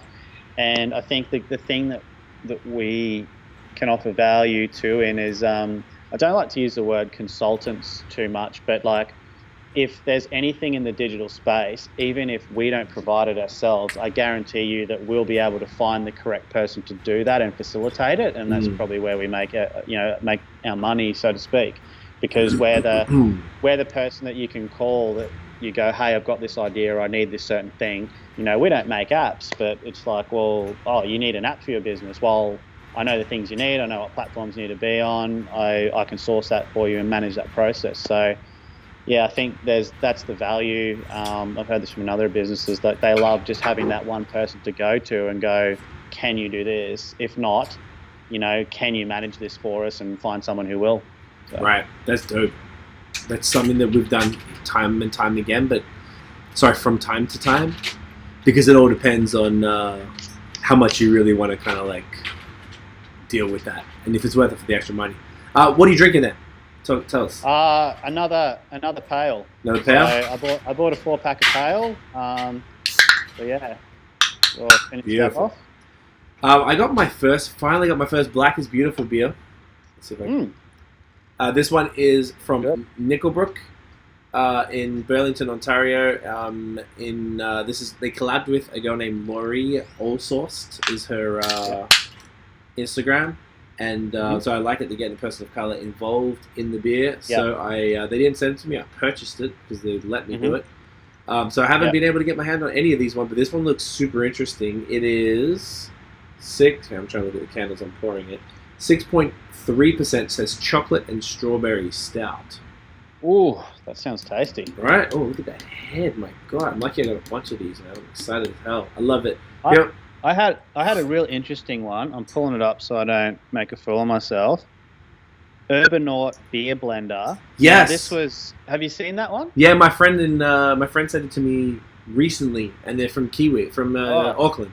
They're from Auckland. Oh, it was dope. Yeah, so it's like a salted caramel IPA and then a pear sour, and then the cans are like this big, so you sort of have a taste and then you mix it. And like super, super sweet. Probably not like a sessionable thing you drink quite a lot of, but super tasty and unique. Love it. Love trying different stuff like that. That's a cool idea. I love it. Matty, cheers, guys. Cheers. Get it in ya. Cheers. Get it in ya. Nice. Strawberry. I guess when you have and chocolate. Yeah. I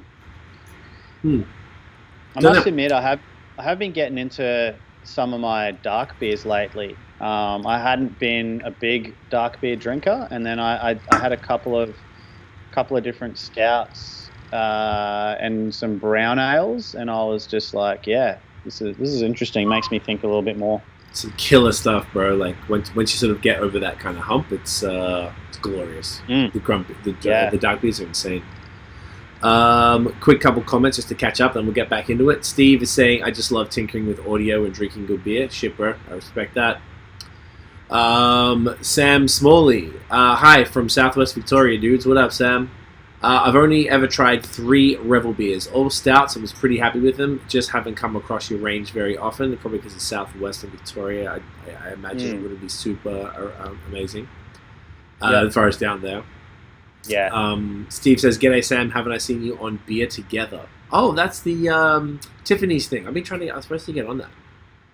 Salmoose, Olivier, what up? Sonny said, "Geez, Craig drinking water. Mark your calendars, guys." Hey, I drink water every episode, my G. Stay hydrated. It's very, very key. Very key, guys. Okay.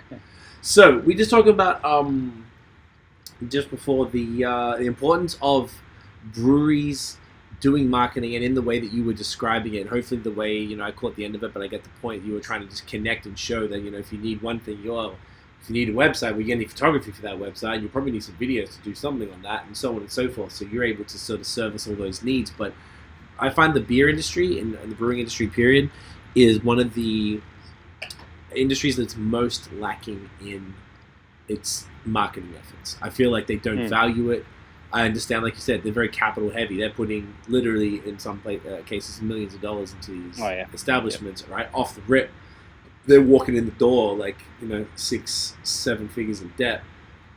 So to be able to spend more on marketing, like you said, it's basically the brewery's a Lamborghini, but you got no petrol for it. So it doesn't really match. But what have you experienced with breweries these days in marketing? I feel like it's been better, particularly since COVID, so it's kind of hard to even think beforehand. But what are your thoughts, generally speaking?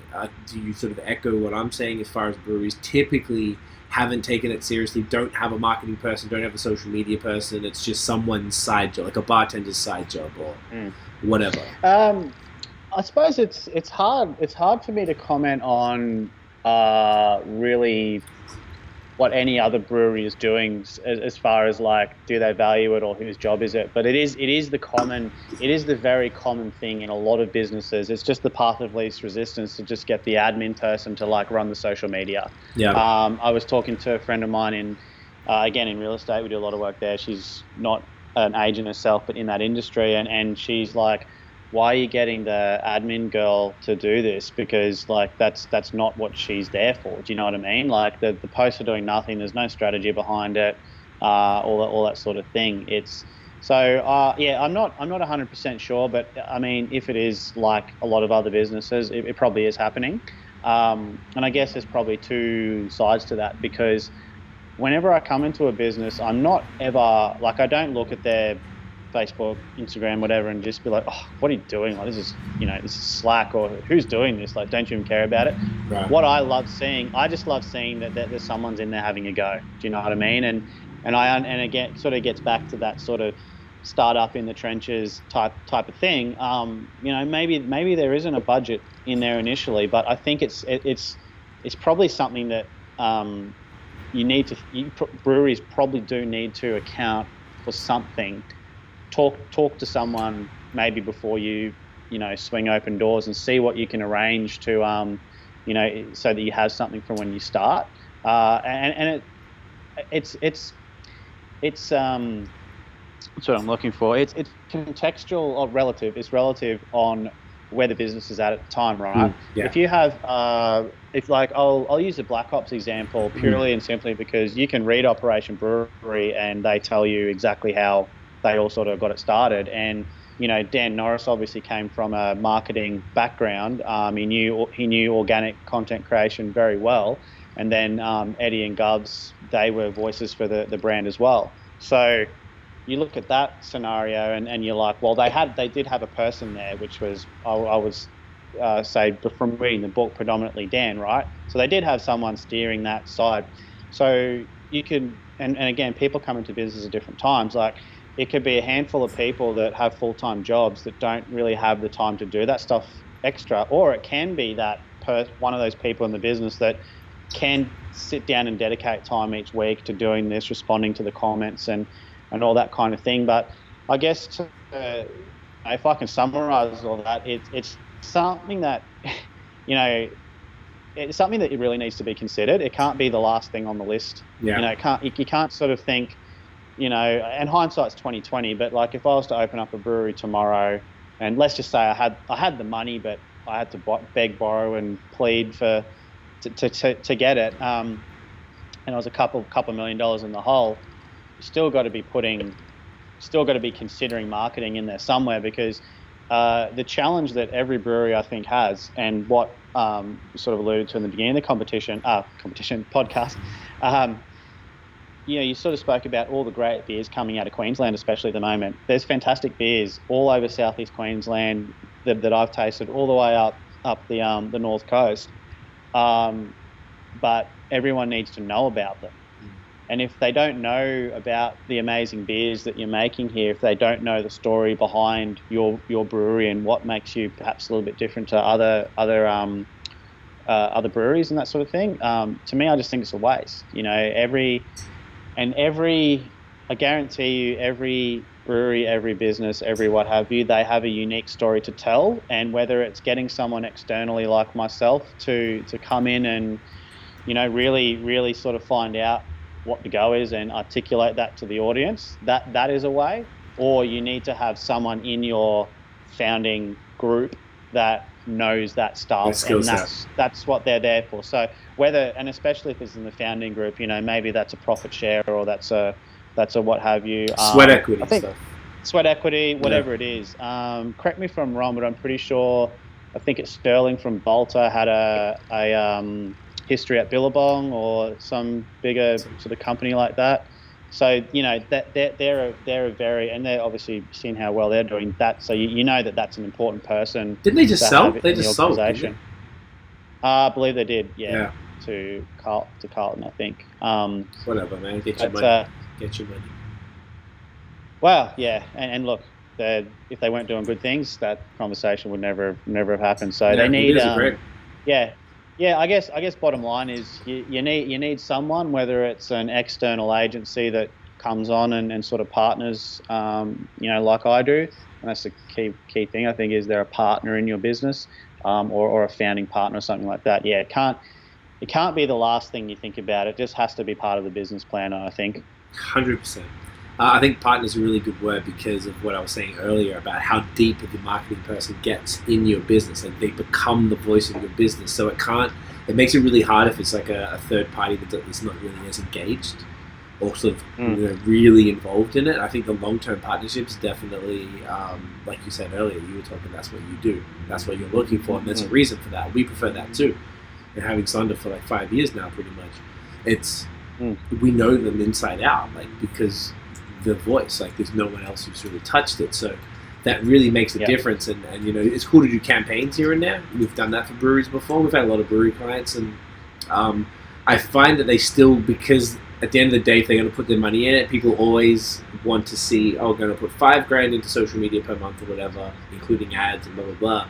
And what am I making 20 grand from that $5,000? I'm like, well, depends what you value the ROI on your community. Like, are you building a community? Like, you're building for Revel. There's going to be people who just listen to the podcast who don't even know who Revel are, that are going to know who Revel are by the end of it, and they're going to be familiar. Like, oh, this is dope brewery in Brisbane. Now I knew, like, I didn't know they were there. They're 20 minutes away. Let's go down.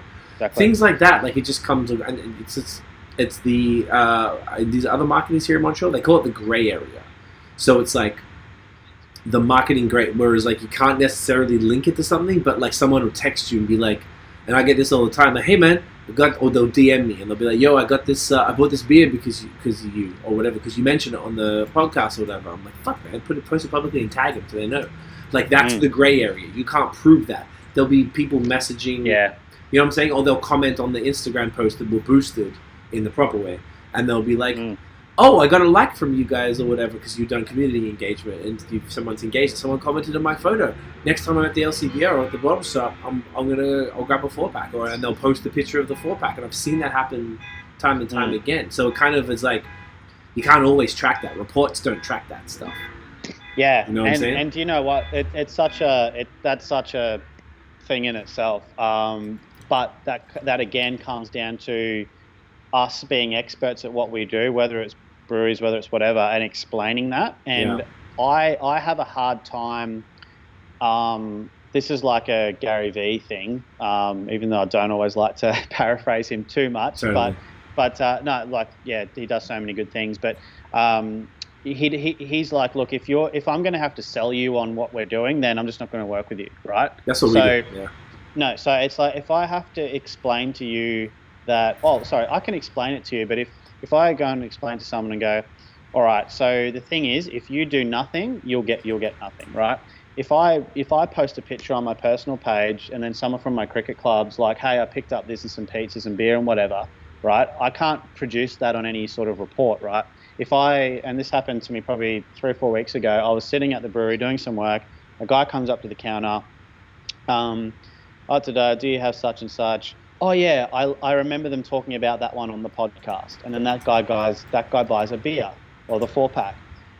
There's nothing that says that he liked the post, commented on the post, followed the page because of that thing. Thank you. I can't track that. Like I can't. But I heard him I watched him go in there, and so I know he's listening to the podcast. I know that whether he's because I'm not a big.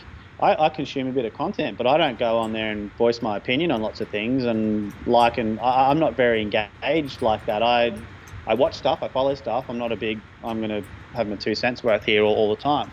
So, but, then you might go, oh, how many likes does the podcast get? And it's like, well, I'd rather see people go than buy beer, but then it's trying to connect some kind of data or some kind of explanation around that, and it can be a very hard thing. So like, for instance, I touched on the real estate thing with views over clicks through and things like that, and it's like, well, let's look at your revenue, let's look at things like that that are kind of tangible. But I think people do need to, if they haven't already, they do need to accept that social media can be at times an intuitive thing.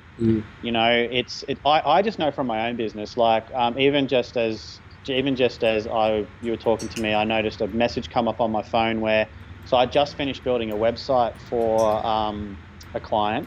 So previous to this, in COVID, I had a friend that I used to play cricket with approached me, hey, I need a website for my photography page. I've kind of been pushed into doing this now. Can you make it? And I was like, yeah, cool. Made the thing, posted about it. And then another friend from the same cricket club from like 12 years ago was like, hey, I didn't realize you did websites as well. I'm starting my own electrical business. Need you to make a website for me.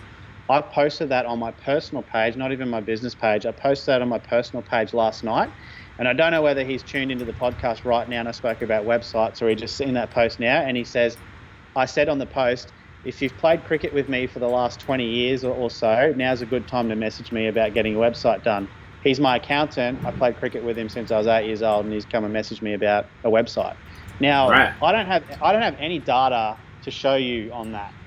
All I know is that it was me putting myself out into the world, talking about what I did, showing people who I am and what I'm about, and then having them connect with me. So, yeah, that's the grey area. I can't give you data or metrics on that, but what I can definitely say to you is that the more you put yourself out there, things happen. It's no different to when I went in there to do that podcast with Anthony from Second Rodeo at Revel. I can't wrap a figure around that. And now look what all I know is I was just a bloke that was having a crack, and I went there.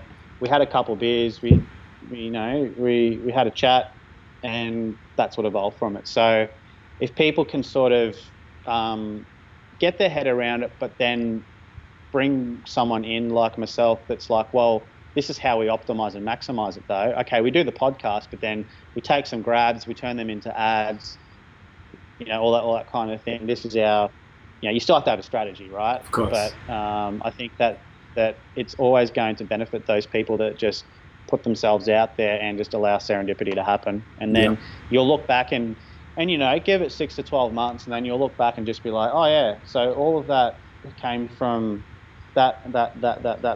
It's just a snowball effect. So that's it. But you have to give it time. And yeah, you just have to have the right mindset, I guess. That's it. It's a series. I don't know if this applies to it, like the death from 1,000 cuts. So it's not just one big thing, but in a positive way. So there's like a bunch of everything that happened is an accumulation of all the small things that you've done, all the work you've put in over the years, and the goodwill from the consistency. And I think it also comes from good work, which we got one comment, but I have some thoughts on that because I think that's really important. And that's where people kind of drop the ball. Olivier is saying it's very similar to huge and expensive photo ads they put by the billboards by the highways and such. They can really measure the return on Can they really measure the return on investment of this type of advertisement? I mean, like they've been trying for years. The old school advertising agencies would be like, well, this part of the highway gets 200,000 cars per week or whatever bullshit like that.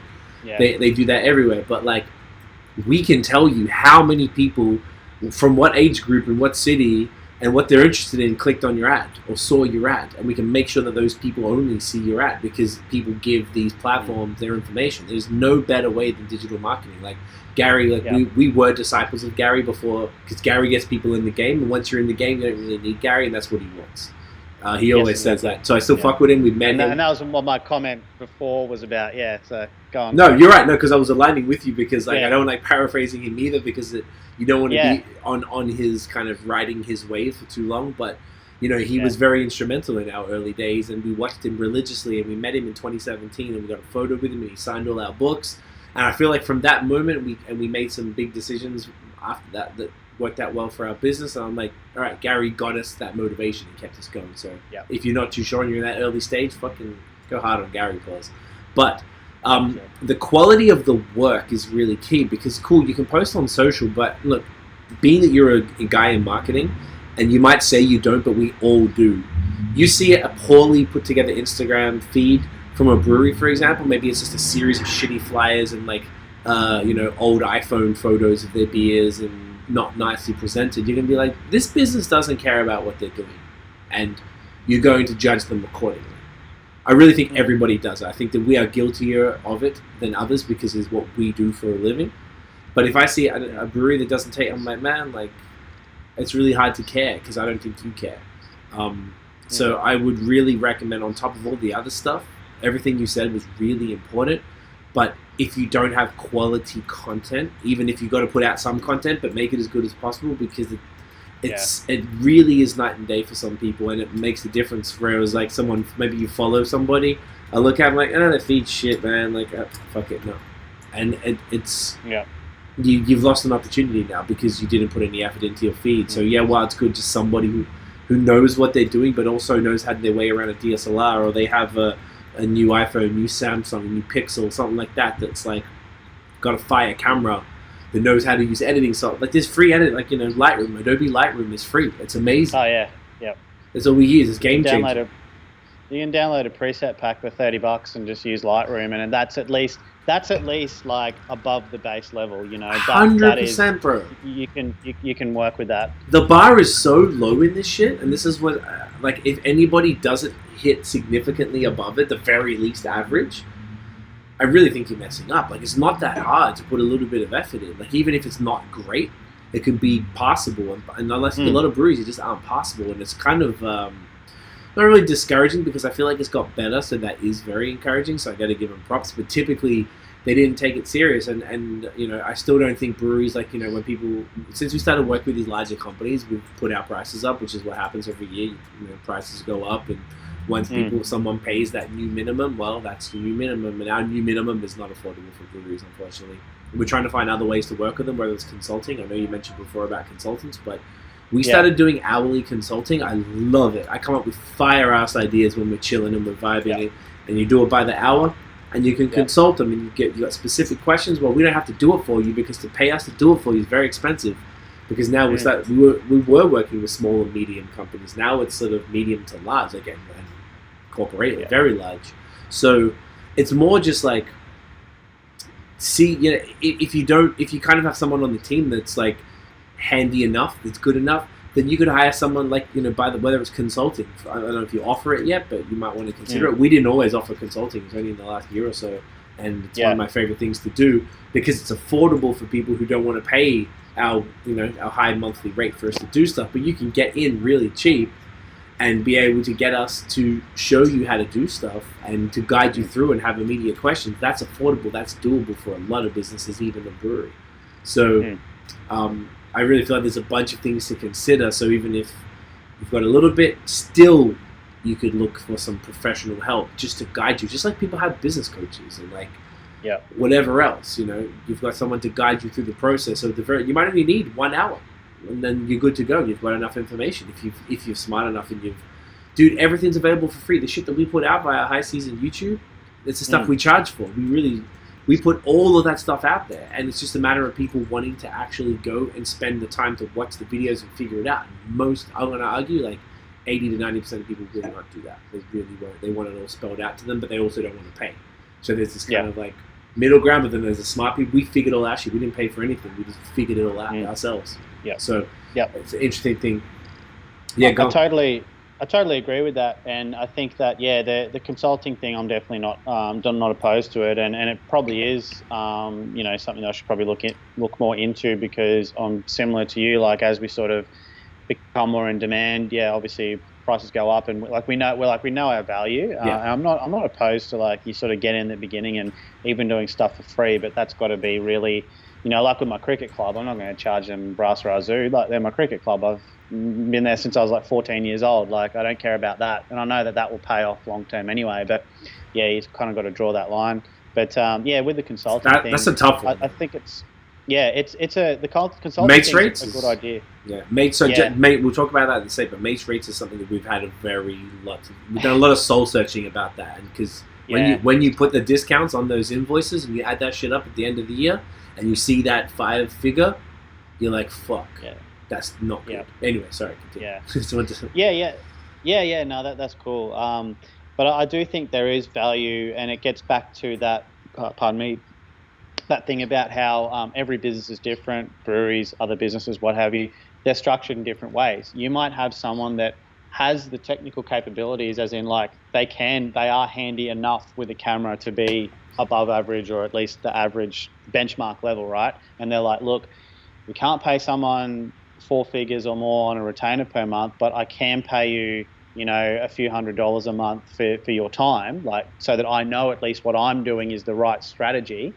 And then when we get a result, all right, now we can probably talk about bringing you on, because now I'm going to get, and there's a common problem with some businesses we work, they're like, since you come on, we're like so busy, we're just inundated. Then now that's when you can take it up to the next level, I suppose. But again, it still goes back to, what does this business need? Does this business need to pay me $10,000 a month? Fuck no. They're going to go out of business in 3 months. Like, there's no point. There's no point. I can take you 30 grand and piss off, but it's not helping anybody whatsoever, right? It's leaving a bad taste in your mouth. I'm not going to feel good about it. No, thank you. But you or I could come into somewhere and consult on an hourly rate, and what they have is they have a strategy, they have something that they can follow, and they can go back and test it, they can learn from it, and then because we as a company offer so many different things, we can be like, all right, now you can do a couple of videos and some photos per month, so that you've got the right content to post. I'm not going to spend the time to write captions and do everything like that, but now you have something that you can work with that sets you apart from the rest. And you have some general practices around what you should and shouldn't be doing. So there's huge value in that, to be honest. Yeah, it's just a matter, like you said earlier, like making sure that people are aware of that, and where that, that sort of process of starting maybe with consulting or getting a professional, then seeing like, can we do something? Or maybe if you can't afford, that, like you said, the 4-figure value, then maybe get an intern or an assistant, and then have us train them or something like that to get them up to speed. And to the brewery thing, I mean, if breweries are a bit gun shy about, I can't afford someone on retainer to basically be my marketing partner, even if it's like, could be like $1,000 for a robust top-down strategy on how you would do everything that you can take.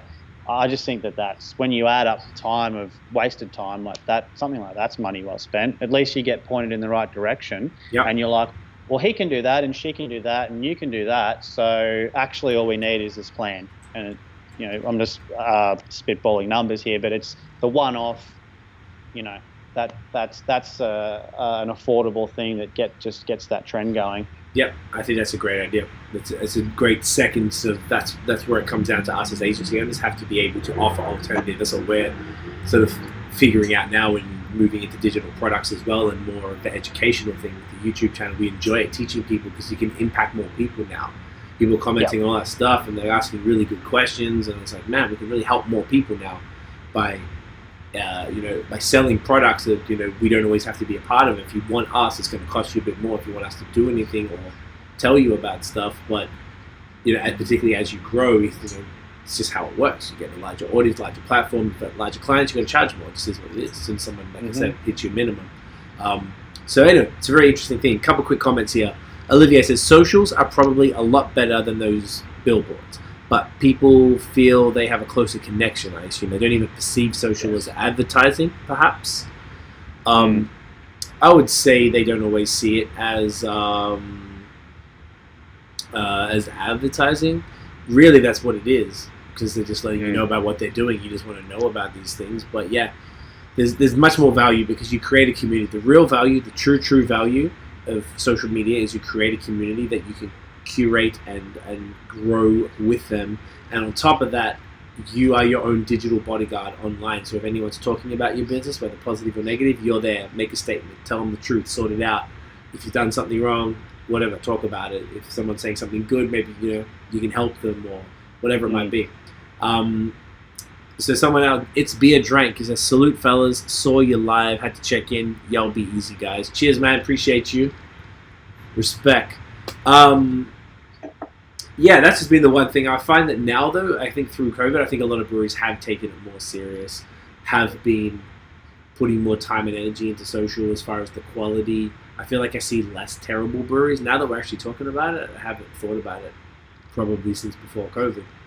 And I think the breweries are taking it a bit more serious potentially now, which is good. I think that's a really good thing. It's about time. And if it took this for breweries to, kind of pull their head out and actually invest in it, whether it's internally, somebody else who's in there who knows what's going on, or someone like ourselves, like whether it's a consultant or someone to do it, what's it called? Done for you, DFW, DFY. Fuck, I forget. There's all these done for you, done with you, and then do it yourself. Yeah. So like that's the other way to do it. There's these models we've been seeing. The people do that. The done for you is when you do everything full service social. You're taking the pictures, writing the captions, scheduling, community management, ads, reports, blah, blah, blah. Then there's the done with you, which is consulting. So we're there with you still. And then the DIY where you're selling digital products. So it's, it's an interesting mix of what every agency or whatever has their own version of it. And then say every business or every brewery, whatever we're talking about, would need different parts of that. So as long as they're taking it serious, and if it took a pandemic for breweries to understand, they've all had to pivot to e-commerce. They've all had to, some of them weren't canning. Now they've had to get a canner, and then they go, fuck, now I got to sell my can. So now how are you going to sell it? Well, if your region lets you sell online, you got to create a website and a web store. You got to get that shit up ASAP. You got to every week or every other week. So it's it's been an interesting time for both the craft beer world, but agencies and having to sort of deal with all of these people pivoting and sort of how we can assist them in this new sort of direction, which is kind of cool. Yeah, and I think it fleshes out, if we can sort of go back slightly more to the social media agency type of thing, is that the barrier for entry to our business is incredibly low, and that's a good thing and it's a bad thing. It's a good thing because it's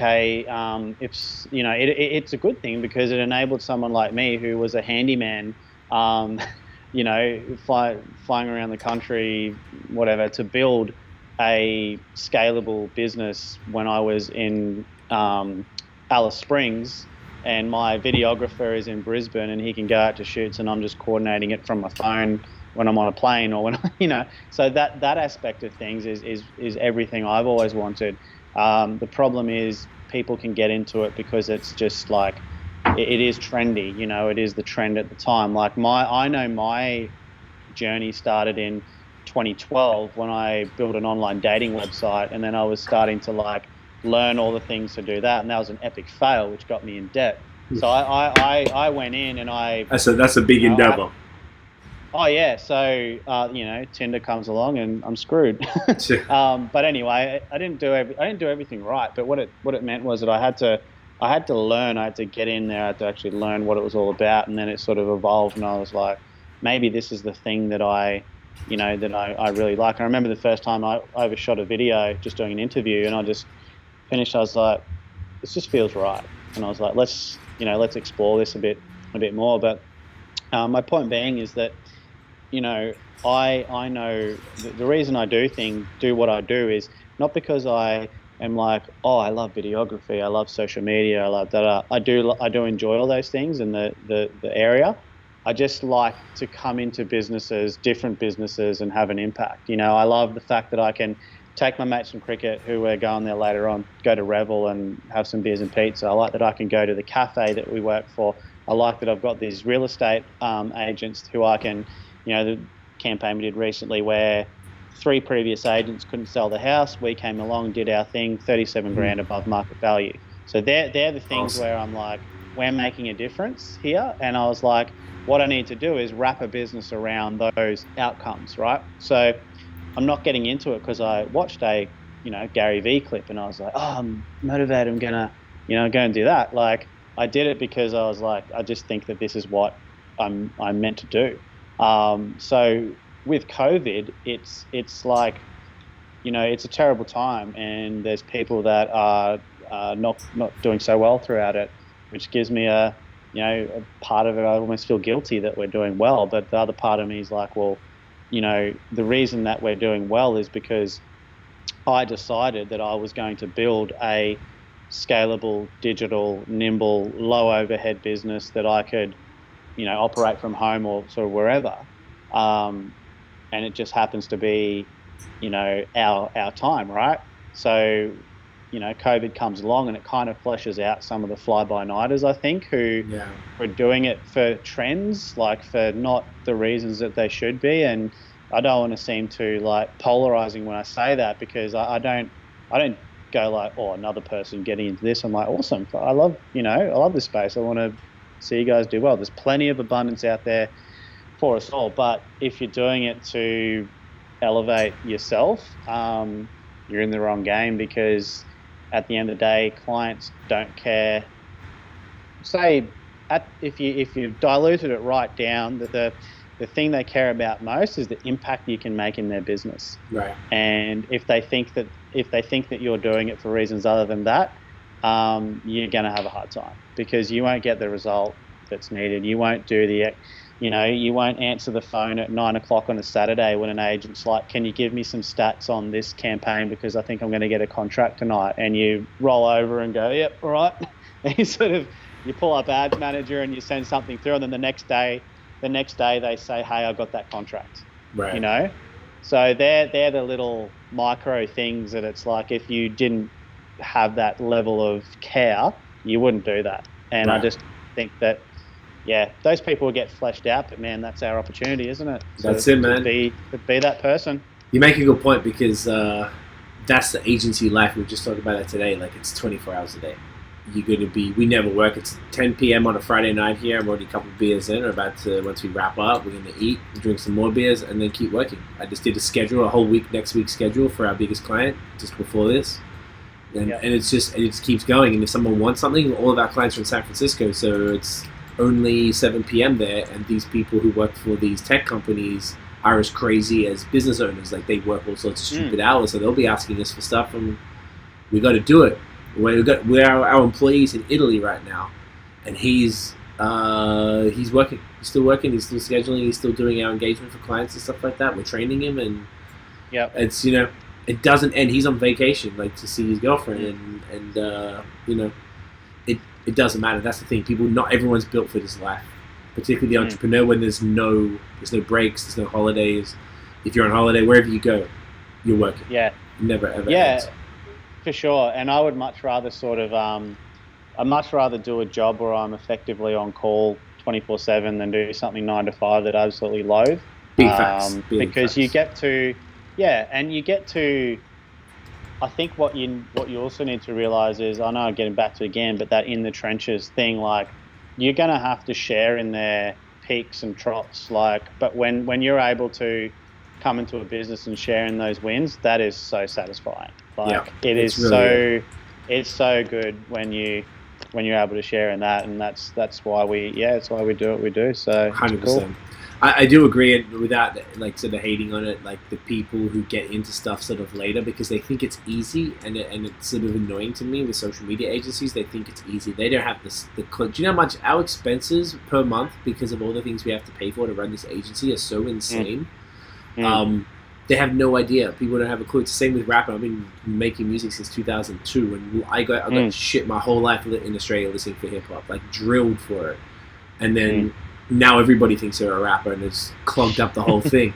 The beer podcast, we were made fun of by all the main people, like in Ontario. The main people, we were one of the few ones that were doing it, and they made fun of us, and because we were swearing, and I'm Australian, and I was a little bit, cussing up, and crass. Yeah, they weren't liking it. I still keep that to a degree. I've toned it down, but like they weren't ready for it, and now like everyone's kind of jumping on, and a lot of them are dropping off because they don't understand. They're a blogger now. I'm like, bro, you don't know the fuck amount of work this stuff takes, like, so I do agree. You're not being a hater. You're not, and it's cool. It's definitely welcome. That's why I'm like, oh, you're gonna start a podcast? The way you spoke to me was so professional. I'm like, oh, this guy knows his shit, and you're doing the agency, and I've watched you for the whole like 18 months, whatever, and you're doing great because you take it seriously. And you're not messing around, and you're a fantastic example of someone who has come in at a newer stage of craft beer and in marketing agency if you're anywhere full-time this COVID time, but you're taking it seriously. And I feel like that's someone who's been in it long. I've been working in this world since 2007. I was doing I was twit-picking Ashton Kutcher on the red carpet because I worked for Village Roadshow and Roadshow Films in Melbourne before I left. And Twitter didn't even have an inbuilt picture function. I was twit picking stuff like that. So I was doing this. Yeah, I was doing this shit back in the day from time. So I've done this. This is all I've done: is music, marketing, social media, and then I guess since 2011 beer. So like this is all I know, and it's just combining all the shit I know. So if someone comes into it and you're doing it the other way around, technically I should be mad at that, but I think it's fucking amazing because you've gone and figured it out. You have a genuine love for it, but you have this genuine love for marketing, and you've done everything proper.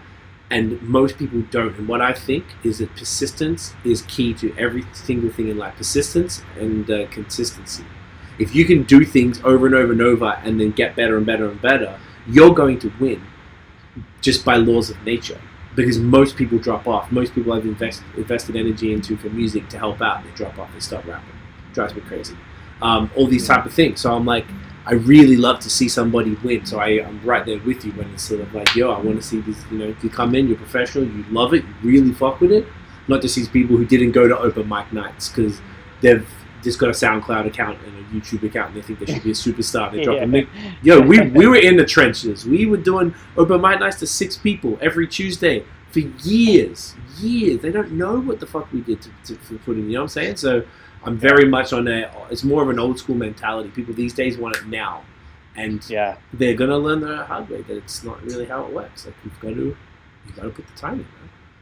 That's it, man. I appreciate all you're saying because, it's you've been a real help. And I do watch a lot of the stuff that yourself and Tiff do. And I'm like, these guys have got it. I've got huge respect for not the... because there's people in our space that have probably never ever done what we've done, but they've tried to make a business off telling people how to do it, right?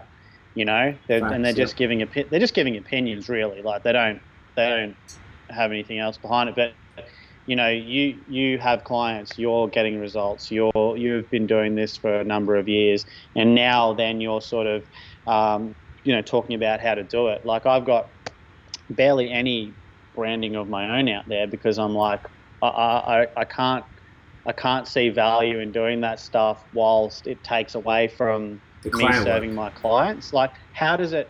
I don't have a big YouTube thing. Our website's just about to launch, but not really sort of up there. We don't post heaps on our own accounts, which I know is, not right, and it's almost against a lot of the things I tell people. But it's just at that funny stage where it's like. I don't want to take away from the time I should spend to make my clients look good because at the end of the day, me making my clients look good works as a strategy in itself. But you do have to break away from that. But I see what you guys do, and I'm just like, they get it. These are the people that we want to look at it and sort of be like. So it's awesome. It, thank you, man. That's dope. What you're saying is you want to work on your business and not in your business, and that's the key thing. And that's what we've very much struggled with now that we have an employee. Once he's back full time, he the funny thing, what he's doing for us right now, aside from engagement for the clients, he's running the high season socials. We're teaching him on the lowest impact. If he fucks it up, it's okay because delete it. It's just us. But if he goes and fucks up these. Like this company that we work with, which is insane, it's a big problem. So we're teaching him with us, and that's the problem because we don't get to work. We're always doing our client stuff. we're having trouble finding time to make our digital products and to do these other things that we want to do. So, and that's the perpetual problem. We're 5 years deep. I mean, you're going to see that it's going to be a continual thing, and it's the thing you're always constantly fighting during that. So I think the only answer is delegation and people power. Once you sort of have people capital and you have more people, we really just tried to do it ourselves just to keep the money to reinvest in the business and just keep things going. And we just never got to the stage until now to do it. Because we're always doing the other projects. Tiff has Liquid Happiness, the wine and spirits account, we got the beer stuff. This all takes up time, energy. Like Tiff's got it in the middle of a paid account now. Things have been so crazy to do with the stuff. It's been really hard for her to even find the time to take the photos that she needs. So it's funny to us. We're like, man, finally, you get free beer and stuff, whatever, for doing this, which is cool. But when someone pays you to do it, you can barely find the time to do it. So it's something that, as entrepreneurs, you're running your own stuff and you've got more than one thing. You've got multiple clients. You've got the Revel thing. The podcast takes time. It's a lot of time. Yes, man. You're forever fighting it. So, Manny, this has been great, man. Really appreciate you. Really enjoyable conversation. Where can all these lovely people find you and anything that you're involved with online? So the best places is probably on Instagram. So Narrative Hub, all one word, on Instagram, or my own, which is Matt_Fay, F-A-Y. Or you can go Narrative Hub on Facebook, send us a message.